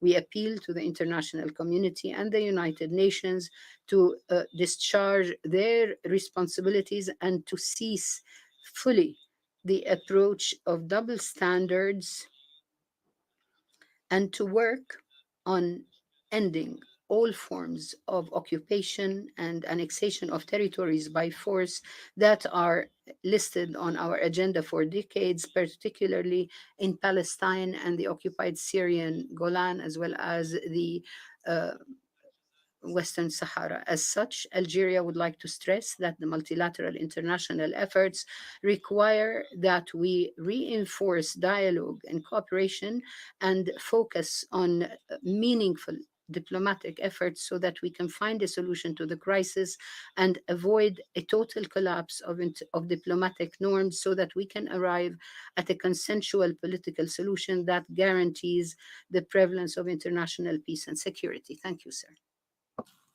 أنا أشكر المندوب المحترم. I thank the distinguished representative of Algeria, says the president. I give the floor to the distinguished representative of South Africa. Thank you, Mr. President. South Africa is deeply concerned by the ongoing war in Ukraine, the increased loss of life, and the deteriorating humanitarian situation. The detrimental effects of this war are also being felt all over the world. We urge parties to the conflict to fully respect international humanitarian law and international human rights law. Civilians, humanitarian personnel, vulnerable persons, including women and children, must be fully protected. Speaking in this assembly in March, we said that wars have no winners and that the real heroes are those who work for peace. It is therefore regrettable that in the case of Ukraine, peace remains elusive. Instead, we see steps being taken to encourage a continuation of the war. All parties are reminded that they must comply with the laws of war as contained in the Geneva Conventions, in particular those relating to the targeting of civilians. The principle of distinction is clear that all parties should take responsibility to ensure that civilians are not targeted. Mr. President, South Africa considers the territorial integrity of states and that of Ukraine to be sacrosanct, and we reject all actions that undermine the purposes and principles of the UN Charter and international law. We have noted the statement of the UN Secretary General, Mr. Antonio Guterres, when he said that any annexation of a state's territory by another resulting from the threat of or use of force is a violation of the principle of the UN Charter and international law. We abstained on the resolution because we believe that the objective of this assembly, in keeping with its mandate, must always be to contribute to a constructive outcome conducive to the creation of sustainable peace in Ukraine. Unfortunately, some elements of the resolution do not address this. In the context of the heightened tensions in recent days, all efforts should be geared towards a ceasefire and a political solution. Mr. President, the General Assembly must stand together in seeking peace and unanimously call for an immediate end to the war. That should be our immediate focus. We therefore expected that any additional resolutions would focus on concrete proposals to end the war, which is exacting such a heavy toll on the people of Ukraine. South Africa remains steadfast that dialogue, mediation, and diplomacy is the only path that will lead to a peaceful resolution of the conflict. We reiterate our call for a cessation of hostilities as a matter of urgency. This will create the necessary environment required for a political process leading to sustainable peace, taking into account the concerns of all affected states. We were encouraged by the efforts of the Secretary General to finalize an agreement for the export of grain and fertilizers to countries in need. We hope that this important example could be the basis for an agreement leading to a diplomatic resolution of the conflict. We therefore call on the UN Secretary General to use his good offices to mediate in pursuit of finding a sustainable solution, and for us as member states to facilitate an enabling environment for dialogue and a negotiated solution to the conflict. South Africa stands ready to work with all member states to contribute to the creation of this conducive environment. We urge the UN Security Council to play a constructive role in the resolution of this conflict, in line with its mandate for the maintenance of international peace and security. The Council cannot abandon its responsibility during this term. And to the women and children of Ukraine, we wish you strength. I thank you. I thank the distinguished representative of South Africa. And now I give the floor to the distinguished representative of Pakistan. Thank you, Mr. President. Mr. President, Pakistan abstained in the vote on the draft resolution in document A/ES 11/L5. Pakistan fully supports the resolution's call for respect for the principle of the sovereignty and territorial integrity of states, a principle which also applies to Ukraine as to other member states. States cannot be torn apart by the use of force. These principles must be consistently and universally respected. In the case of the referenda mentioned in the draft resolution, we acknowledge Ukraine's complex history and the provisions of the Minsk Agreement. However, under international law, the right of self-determination applies to peoples who are under foreign or colonial domination and those who have not yet exercised the right to self-determination, as in the case of Jammu and Kashmir. We look forward to seeing similar concern and condemnation about the attempts by India to formalize its illegal annexation of the internationally recognized disputed territory of Indian illegally occupied Jammu and Kashmir, in complete violation of international law and relevant resolutions of the UN Security Council on Jammu and Kashmir. Mr. President, moreover, the exercise of the right to self-determination should be conducted in an environment free of military occupation and under impartial auspices, preferably under the supervision of the United Nations. Pakistan therefore endorses the basic principle reflected in the draft resolution that referenda conducted for peoples and regions which are part of a sovereign state and in an environment which is not free and not under impartial auspices are ultra-virus and legally unacceptable. Unfortunately, the draft resolution contains several provisions which go beyond declaring the referenda null and void and includes provisions which my delegation has been unable to endorse. These are: 1. In PP3, the resolution recalls Resolution 68262 and Resolution of 24 March, all of which Pakistan abstained on. Secondly, the co-sponsors of the draft resolution have not accepted proposals for an immediate peaceful resolution of the conflict. My delegation believes that irrespective of the origin of the conflict, the highest priority at this moment is the immediate cessation of hostilities and the resumption of a peaceful dialogue through direct negotiations, mediation, or other peaceful means to resolve the causes of the conflict and restore peace and security in Ukraine.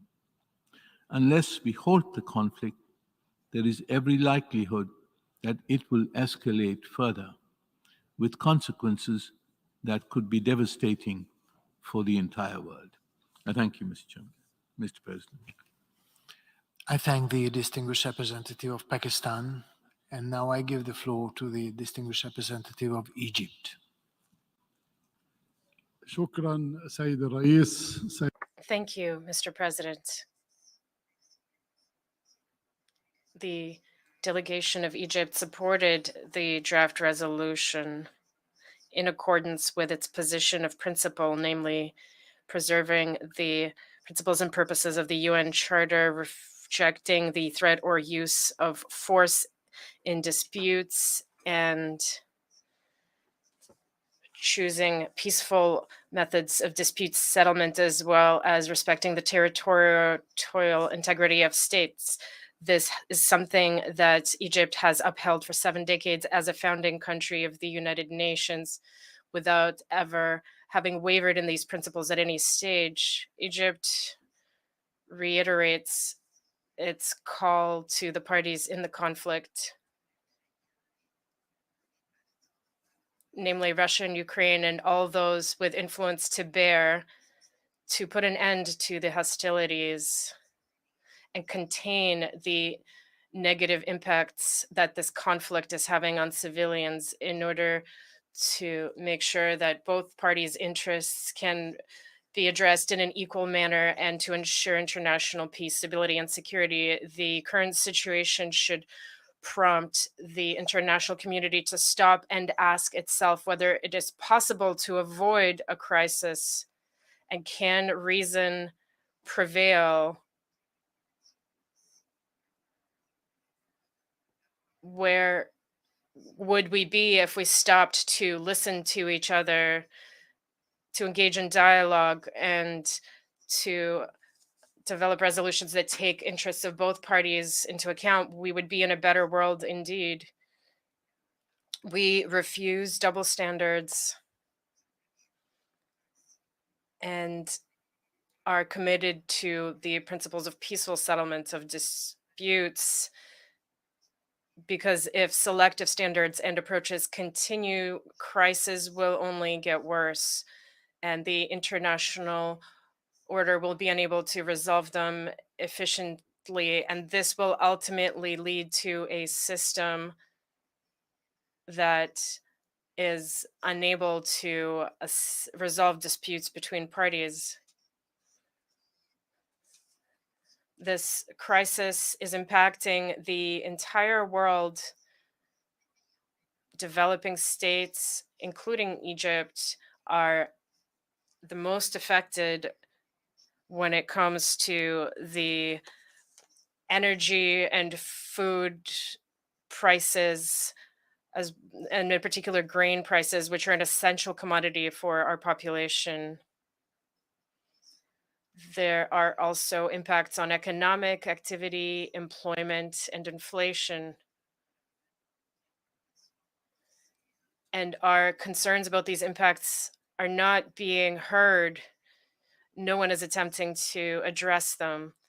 Through this rostrum, Egypt calls for calls to dialogue and to refrain from any actions that could worsen the current crisis. It calls for international efforts to address this crisis before it reaches a point of non-return. And before incommensurable resources are lost that could have been used in the interest of all. Thank you, Mr. President. أنا أشكر المندوب المحترم المصري. I thank the distinguished representative of Egypt. And now I give the floor to the distinguished representative of India.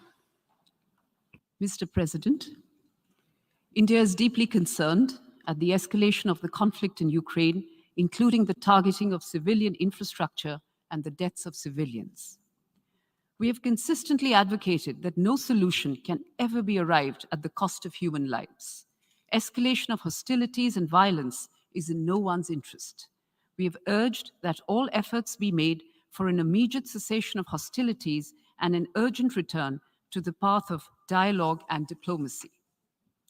We believe that the global order that we all subscribe to is based on international law, the UN Charter, and respect for the territorial integrity and sovereignty of all states. These principles must be upheld without exception. Dialogue is the only answer to settling differences and disputes, however daunting that may appear at this moment. The path to peace requires us to keep all channels of diplomacy open. We therefore sincerely hope for an early resumption of peace talks to bring about an immediate ceasefire and resolution of the conflict. India stands ready to support all such efforts aimed at de-escalation. It is also unfortunate that as the trajectory of the Ukrainian conflict unfolds, the entire global South has suffered a substantial collateral damage. As developing countries face the brunt of the conflict's consequences on food, fuel, and fertilizer supplies, it is critical that the voice of the global South be heard and their legitimate concerns duly addressed. We must therefore not initiate measures that further complicate a struggling global economy. Mr. President, there are other pressing issues at play, some of which have not been adequately addressed in the resolution voted today. Our decision to abstain is consistent with our well-thought-out national position. I would also quote my External Affairs Minister from his address to this very August Assembly last month, and I quote, "India is on the side of peace and will remain firmly there. We are on the side that respects the UN Charter and its founding principles. We are on the side that calls for dialogue and diplomacy as the only way out. We are on the side of those struggling to make ends meet, even as they stare at the escalating costs of food, of fertilizers, and of fuel. It is therefore in our collective interest to work constructively, both within the United Nations and outside, in finding an early resolution to this conflict." Unquote. Mr. President, my Prime Minister has said unequivocally that this cannot be an era of war. With this firm resolve to strive for a peaceful solution through dialogue and diplomacy, India has decided to abstain. Before I conclude, Mr. President, one final point. We have witnessed, unsurprisingly, yet again, an attempt by one delegation to misuse this forum and make frivolous and pointless remarks against my country. Such statements deserve our collective contempt and sympathy for a mindset which repeatedly utters falsehoods. It is important, however, to set the record straight. The entire territory of Jammu and Kashmir is and will always be an integral and inalienable part of India, irrespective of what the representative of Pakistan believes or covets. We call on Pakistan to stop cross-border terrorism so that our citizens can enjoy their right to life and liberty. Thank you. I thank the distinguished representative of India. And now I give the floor to the distinguished representative of Bangladesh.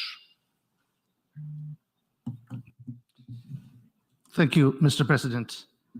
Bangladesh has voted in favor of the resolution titled Territorial Integrity of Ukraine, defending the principles of the UN Charter. We did so because we strongly believe that the purposes and principles of the UN Charter regarding respect for sovereignty and territorial integrity and peaceful settlement of all disputes must be complied universally for everyone, everywhere, under all circumstances, without any exception. We also believe that sovereignty and territorial integrity of any country within its internationally recognized borders should be respected. In this connection, we specially underscore the need to take similar uniform stand by the international community against the annexations of Palestinian and other Arab lands by Israel. Bangladesh remains deeply concerned by the continuation of the conflict in Ukraine and its global socioeconomic implications. We believe that antagonism like war or economic sanctions, counter-sanctions, cannot bring good to any nation. Dialogue, discussion, and mediation are the best ways to resolve crises and disputes. As a firm believer of multilateralism, we will continue to stand with the United Nations and the Office of the Secretary General and supporting them in every way we can. We urge that in order to gain the trust and confidence of the people at all levels, the United Nations and the Office of the Secretary General must lead from the front and work to fulfill the expectations of all. Bangladesh, therefore, urges all parties in the conflict to play a constructive role for de-escalation and resume immediate diplomatic dialogue in order to settle all disputes by peaceful means and refrain from taking any action that may endanger international peace and security. We should work towards ending war and stopping arms race for the good of mankind. As member states of the UN, we must continue to work together to promote peace and development. I thank you, Mr. President. I thank the distinguished representative of Bangladesh. And now I give the floor to the distinguished representative of Thailand. Mr. President, as a small sovereign nation, Thailand holds sacred the UN Charter and international law as they are our first and last line of defense. We are unequivocally committed to the principle of respect for sovereignty and territorial integrity of states as enshrined in the UN Charter. It has long been Thailand's long-standing and consistent policy to be opposed to the threat or use of force against the territorial integrity of any state and to the unprovoked acquisition of the territory of another state by force. However, Thailand chose to abstain from the vote on the resolution because it takes place during an extremely volatile and emotionally charged atmosphere and situation, and thus marginalizes the chance for crisis diplomacy to bring about a peaceful and practical negotiated resolution to the conflict that may push the world towards the brink of nuclear war and global economic collapse. We are genuinely concerned about the increased politicization of international principles that has become counterproductive as the means and guidance to end the war. Condemnation provokes intransigence and therefore greatly reduces the chance for constructive engagement. Thailand bemoans the physical, social, and humanitarian destruction of Ukraine and the extreme hardship endured by Ukrainians. We therefore emphasize the need for all stakeholders in this absolute tragedy in Ukraine to de-escalate the conflict and violence and try to find a peaceful means to settle differences by addressing the pragmatic reality and concerns of all involved. Human security and right to life is an important pillar in the Universal Declaration of Human Rights, Article 3, and to date, such right has been deprived from Ukrainians and many millions of people around the world. It is the ultimate duty and responsibility of this esteemed organization to restore peace and normalcy of life for the Ukrainians, not through violent means but by diplomatic mechanisms that can only bring practical and lasting peace. Thank you. I thank the distinguished representative of Thailand, and now I give the floor to the distinguished representative of Mauritius. Thank you, Mr. President. Mauritius voted in favor of Resolution A/ES11/L5 because Mauritius firmly believes in the respect for sovereignty and territorial integrity of all nations, big or small. We are also firm supporters of the principle of non-interference in the internal matters of any state unless mandated under Chapter 7 of the UN Charter. Mauritius is concerned at the worsening situation in Europe and its consequences on developing states, especially those which depend on food, fuel, and fertilizer imports. We welcome the initiative of the international community to ensure that international law prevails and the principles and values of the UN Charter are respected by all countries. However, we must emphasize that such action must be taken in an indiscriminate manner, just as much as international law must apply indiscriminately. The credibility of our organization suffers when double standards are applied in other cases where there is illegal occupation and where international law continues to be flouted. Thank you. I thank the distinguished representative of Mauritius, and now I give the floor to the distinguished representative of Brazil. Thank you. Mr. President, Brazil voted in favor of draft resolution L5. As we recently stated in the Security Council, Brazil does not believe populations in areas of conflict are able to freely express their opinion by means of referenda. The results thereof do not constitute a valid expression of their will and cannot be considered legitimate. We voted in favor also because we stand by the principle of territorial integrity of Ukraine as of all member states. International law and the UN Charter must be respected and preserved. Mr. President, inasmuch as the facilitators have shown flexibility, we are disappointed that our proposal to include a clear message urging the parties to cease hostilities and engage in peace negotiations was not included in the draft. Our role is to make room for a peaceful resolution of the conflict to emerge through diplomacy and political dialogue. To this end, we must unite in de-escalate tensions instead of fostering antagonizing views. We must avoid the crystallization of positions and fueling disputes to the detriment of the civilian populations on the ground. Mr. President, lastly, but very importantly, Brazil is deeply concerned with all implicit or explicit threats involve the use of nuclear weapons in connection with the conflict. Any use of nuclear weapons is unacceptable and would cause catastrophic humanitarian consequences. Opening avenues for dialogue is our only option out of this conflict, and I thank you. I thank the distinguished representative of Brazil, and now I give the floor to the distinguished representative of Cuba. Mr. President, international relations are moving along a very dangerous path.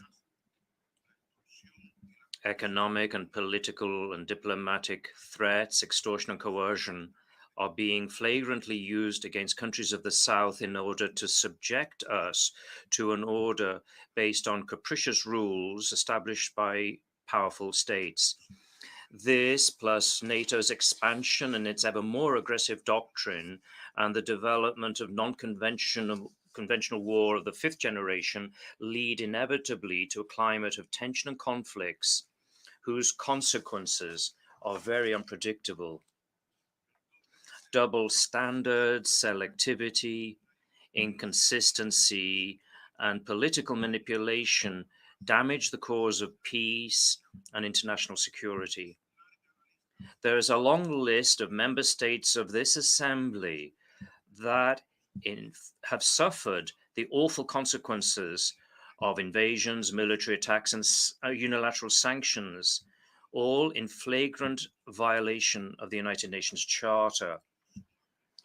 It's an act of supreme hypocrisy that those who are mostly responsible for those violations now proclaim themselves to be the defenders of the Charter. Mr. President, Cuba defends the independence, sovereignty, and territorial integrity of states and self-determination of peoples. The United Nations Charter and international law must be respected by all member states without exception, and in all circumstances. Cuba opposes the use or the threat of the use of force and supports the peaceful resolution of conflicts. In this context, we advocate a serious diplomatic solution that is constructive and realistic of this current crisis in Ukraine through peaceful means and with strict respect for the norms of international law that guarantee the security and sovereignty of all, as well as regional and international peace and security. Several months have gone by since the beginning of the conflict in Ukraine. The General Assembly and the Security Council have considered this theme in many meetings. Nevertheless, there continues to be a loss of innocent life and material damage, and the original causes of this conflict remain unresolved. Cuba is of the opinion that the text submitted to us, which was drafted by a part of the members of the Security Council, in no way contributes to altering this scenario. On the contrary, we see the same pattern of earlier resolutions characterized by the absence of any genuine will to de-escalate the crisis and protect human life, which is what should be everyone's core objective and priority. It is our responsibility to reduce tensions, not to inflame them, to achieve a ceasefire and contribute to resolving the conflict, not to exacerbating it. We will not achieve peace by accentuating disputes between the parties or promoting confrontation. Achieving peace is totally contrary to promoting initiatives that sharpen contradictions and confrontation. With regard to the various votes of a procedural nature that took place last Monday, the 10th of October, we appeal to member states to preserve and respect the integrity of the rules of procedure of the General Assembly. You can count on Cuba's support for any initiative which sincerely seeks to promote dialogue and negotiation with the participation of all stakeholders to achieve a genuinely peaceful solution. The draft resolution under consideration today does not meet those requirements. For these reasons, the Cuban delegation has abstained in the vote on the draft resolution. Thank you very much. I thank the distinguished representative of Cuba. And now I give the floor to the distinguished representative of plurinational state of Bolivia. Señor Presidente. Mr. President, allow me to take the floor in this meeting to express Bolivia's position on principle with regard to this or any other conflict that is on the agenda of the United Nations. In strict respect for our constitution and the principles of diplomacy of peoples which guides international institutions, we express our categorical rejection of any aggression being used to resolve conflicts and disputes between states. We reject, in the same manner, any weakening of the Charter of the United Nations and international law, including annexations and occupations, which also contravene the rules upon which we have built multilateralism over more than 70 years. We repeat our request in the 77th session of the General Assembly to work as a community of nations to declare the world a zone of peace. Our commitment is with peace, dialogue, mediation, negotiation, reconciliation, and negotiation. We support the principles and aims of the United Nations Charter, which over recent decades, on many occasions, have not been respected. Here, we are extremely concerned at the escalation of violence in the military conflict between two countries in Eastern Europe. The effects of this crisis have affected the lives of millions of peoples in entire regions of the world.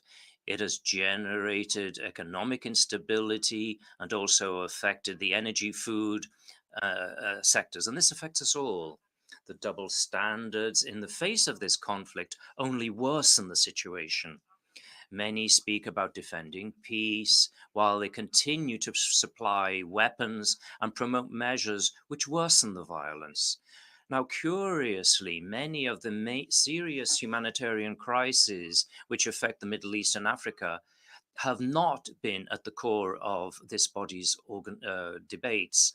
Mr. President, we must find solutions now and proactive measures which, first and foremost, put a brake on the conflict and promote conditions that ensure peace and international security for all.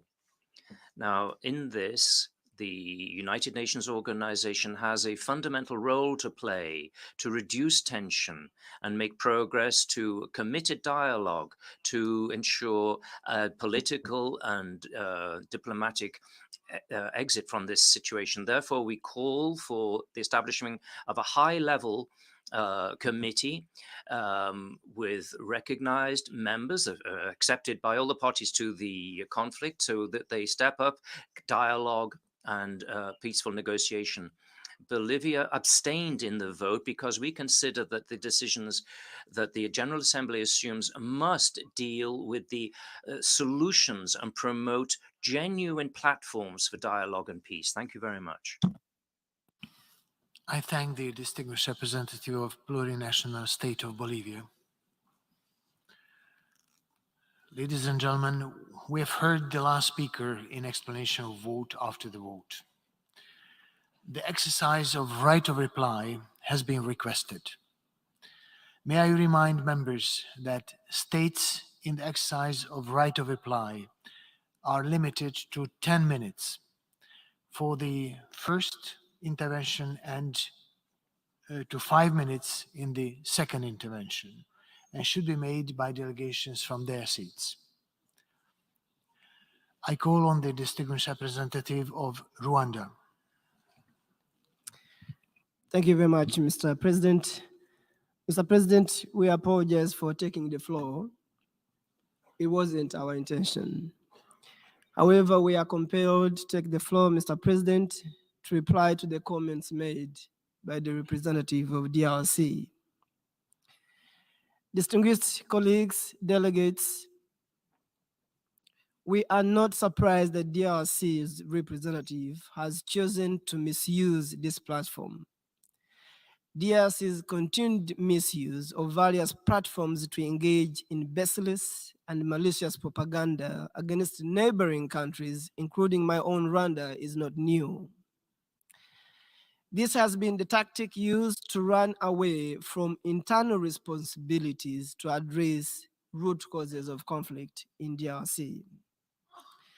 Rwanda stresses that the blame game will not address the problems in DRC.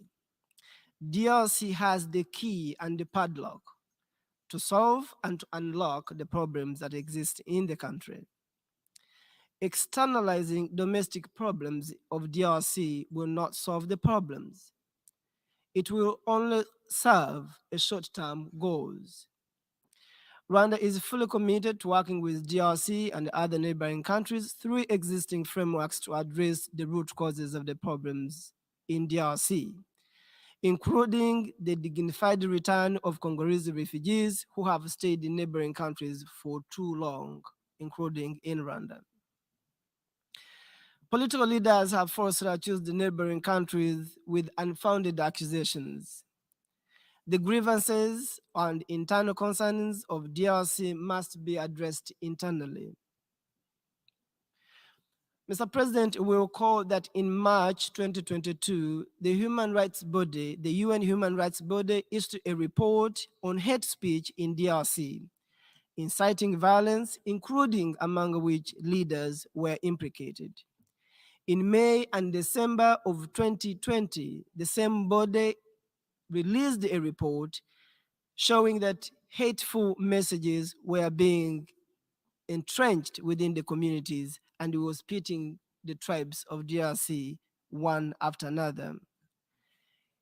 In 2022, this year, the international community was alarmed by escalation of hate speech and incitement to discrimination, hostile violence nationwide, and specifically against the Kenya-Rwanda speakers in DRC.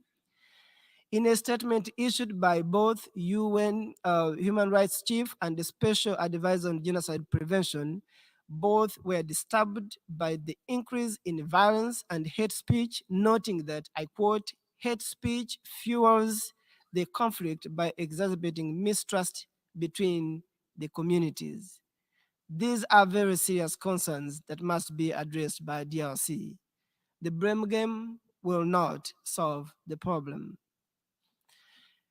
Distinguished delegates, what DRC is not telling this House is that DRC is home to over 130 armed groups, combining both foreign and local armed groups, including FDLR, which is a genocide force which left Rwanda after committing genocide in 1994 until today. It has become a thorn in DRC and a thorn to the Security Council because they can't address that problem.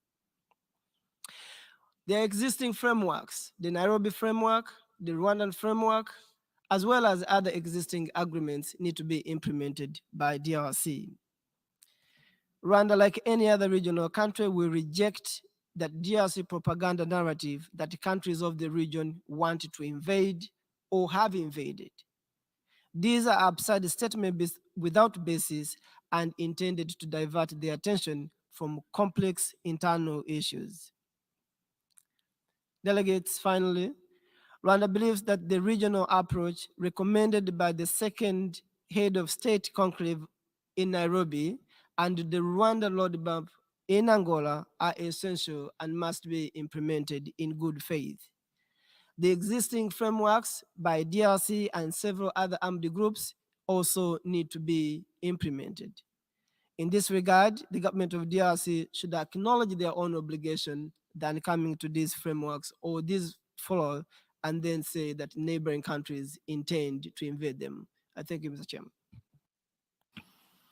Thank you. I call on the distinguished representative of Pakistan. Thank you so much, Mr. President. My delegation is exercising its right of reply in response to the comments made by India. Disinformation and falsehood defines India's diplomacy today. The biggest falsehood that we just heard is that Jammu and Kashmir is a part of India. Mr. President, Jammu and Kashmir is not a so-called part of India, nor is it India's internal matter. India remains in occupation of an internationally recognized disputed territory whose final disposition needs to be decided in accordance with the democratic principle of a free and impartial plebiscite under the United Nations auspices. As provided for under numerous resolutions of the United Nations Security Council, India has accepted this decision and is bound to comply with it in accordance with Article 25 of the United Nations Charter. The maps of the United Nations also show Kashmir as a disputed territory. In Kashmir, the oldest United Nations peacekeeping force is deployed at present along the line of control. Above all, the report, which is under consideration by the Security Council itself, consider Kashmir as a disputed territory. If India has any respect for international law and moral courage, it will end its reign of terror, withdraw its troops, and let the Kashmiris freely decide their future in accordance with the Security Council resolutions. Mr. President, in order to divert attention from the ever-increasing international condemnation of India's widespread and escalating human rights abuses in Indian illegally occupied Jammu and Kashmir, India continues to level baseless allegations against others. History bears testimony to the undeniable reality that aggressors, colonizers, occupiers often attempt to justify the suppression of legitimate struggle for self-determination and freedom by portraying them as terrorism. As for comments regarding terrorism, the Indian delegation would do well to reflect on the deeply troubling trajectory their state is embarked upon, rather than indulging in patent falsehood about Pakistan. India is resorting to state terrorism to suppress the people of Indian illegally occupied Jammu and Kashmir, where since 1990, India's terrorist occupation forces have martyred over 100,000 innocent Kashmiris. Over 220,000 women have been widowed and over 180,000 children have been orphaned. In contravention of international law, as well as relevant UNSC resolution, India has resorted to illegally and unilaterally changing the internationally recognized status of Jammu and Kashmir. Today, India is being guided by Hindutva ideology that has mainstreamed Islamophobia and bigotry against minorities, particularly Muslim, in its political discourse. In today's incredibly intolerant India, 200 Muslim minorities face frequent lynching by cow vigilantes, programmed by RSS with official complicity, discriminatory citizenship laws to disenfranchise Muslims, and a concerted campaign to destroy mosque and rich Muslim heritage of India. Pakistan has been and will continue to highlight these issues and India's state terrorism against the people of Indian illegally occupied Jammu and Kashmir. I thank you, Mr. President. Thank you. I call on the distinguished representative of the Democratic Republic of Congo.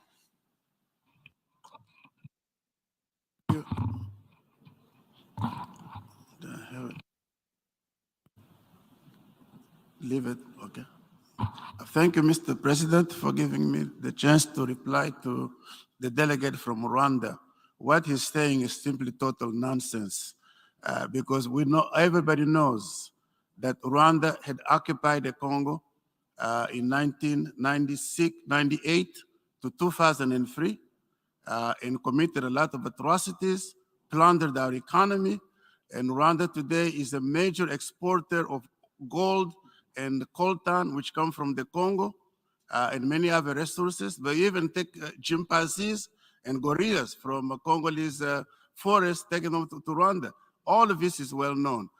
The United Nations Human Rights Council published a very important report some 10 years ago called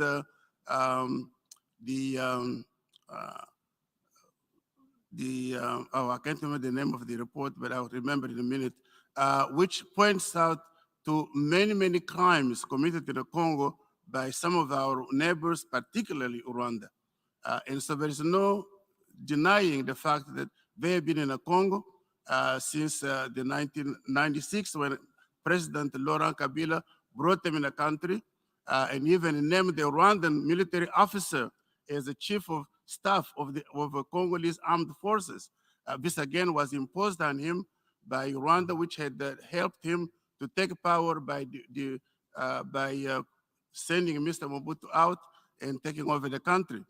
But then after 1 year, Kabila saw that he was really a stooge of Rwanda and Uganda, then asked them to leave the country. What did they do? 1 week later, they came back to invading the country. And this is well known, well documented. I don't think I have to say too much about it. So what I'm saying was that what we deplore is the fact that the international community is placing a lot of emphasis on crisis taking place in Europe, but basically ignoring the crisis taking in Africa. Because while we're sending billions and billions of dollars in arms to Ukraine to defend itself, which I think is okay, they do not do the same for us. They even give us restrictions as to what we can buy in terms of armaments. So it is a politics of double standards, which I was asking about. It's a politics that should be ended, and that the international community ought to condemn and take action against any invasion of a country, any occupation of a country by another country. Thank you very much.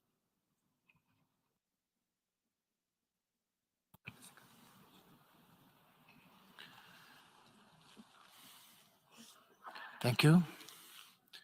I recognize Rwanda asking for the floor for the second intervention. Thank you very much, Mr. President, and I'll make sure I respect the rules. Mr. President, in my culture, really, it is very hard to argue with your senior, your elder, and I will really respond respectfully. I think the point here is that that I was trying to make is that DRC from the colonial time, they have had a difficult past. Rwanda is just 28 years old. These allegations of every time there's no flowing water is Rwanda, there's no electricity is Rwanda, there's no road, it's Rwanda, there's no this, it's Rwanda, or it's colonial masters, something like that. I think we need to move beyond that. We need to move beyond that kind of mentality and look for homegrown solutions, address the problems in your countries. You cannot outsource a solution. You cannot. You cannot outsource a solution here. You have to deal with the issues you face locally and find solutions, sustainable ones. I can say this respectfully, colleagues, that we have had these excuses. Every time the elections, Rwanda was going to come in the name in DRC. I know probably after 2023, after elections, you may not hear Rwanda again. And we look forward to the conclusion of the elections. And that's why actually the report that he was referring to could not come to mind. Because this has been really allegations, and some of the attempted reports were dismissed and thrown out of the Human Rights Council. If he mentions that report and gives us a UN symbol of that report, I can bet. I can even bet money on that one. There is no report such as he was trying to mention. With all due respect, I think what I was mentioning is that us as a region, as our neighbors, Rwanda is not going to move, DRC is not going to move. We need to find solutions to address the real causes of the problems in DRC. Thank you. Thank you. Ladies and gentlemen, in accordance with the terms of paragraph 8 of the resolution just adopted, the 11th emergency special session of the General Assembly is temporarily adjourned. This meeting is adjourned.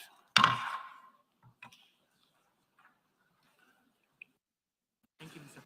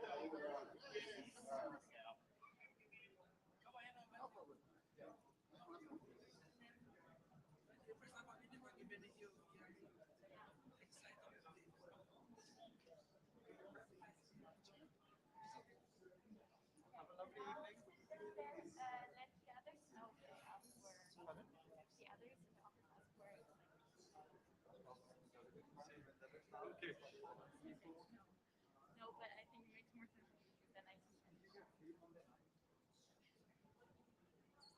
Ah, yeah, yeah.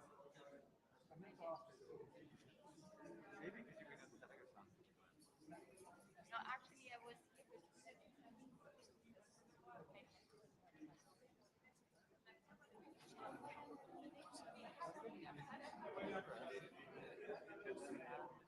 See you in the morning.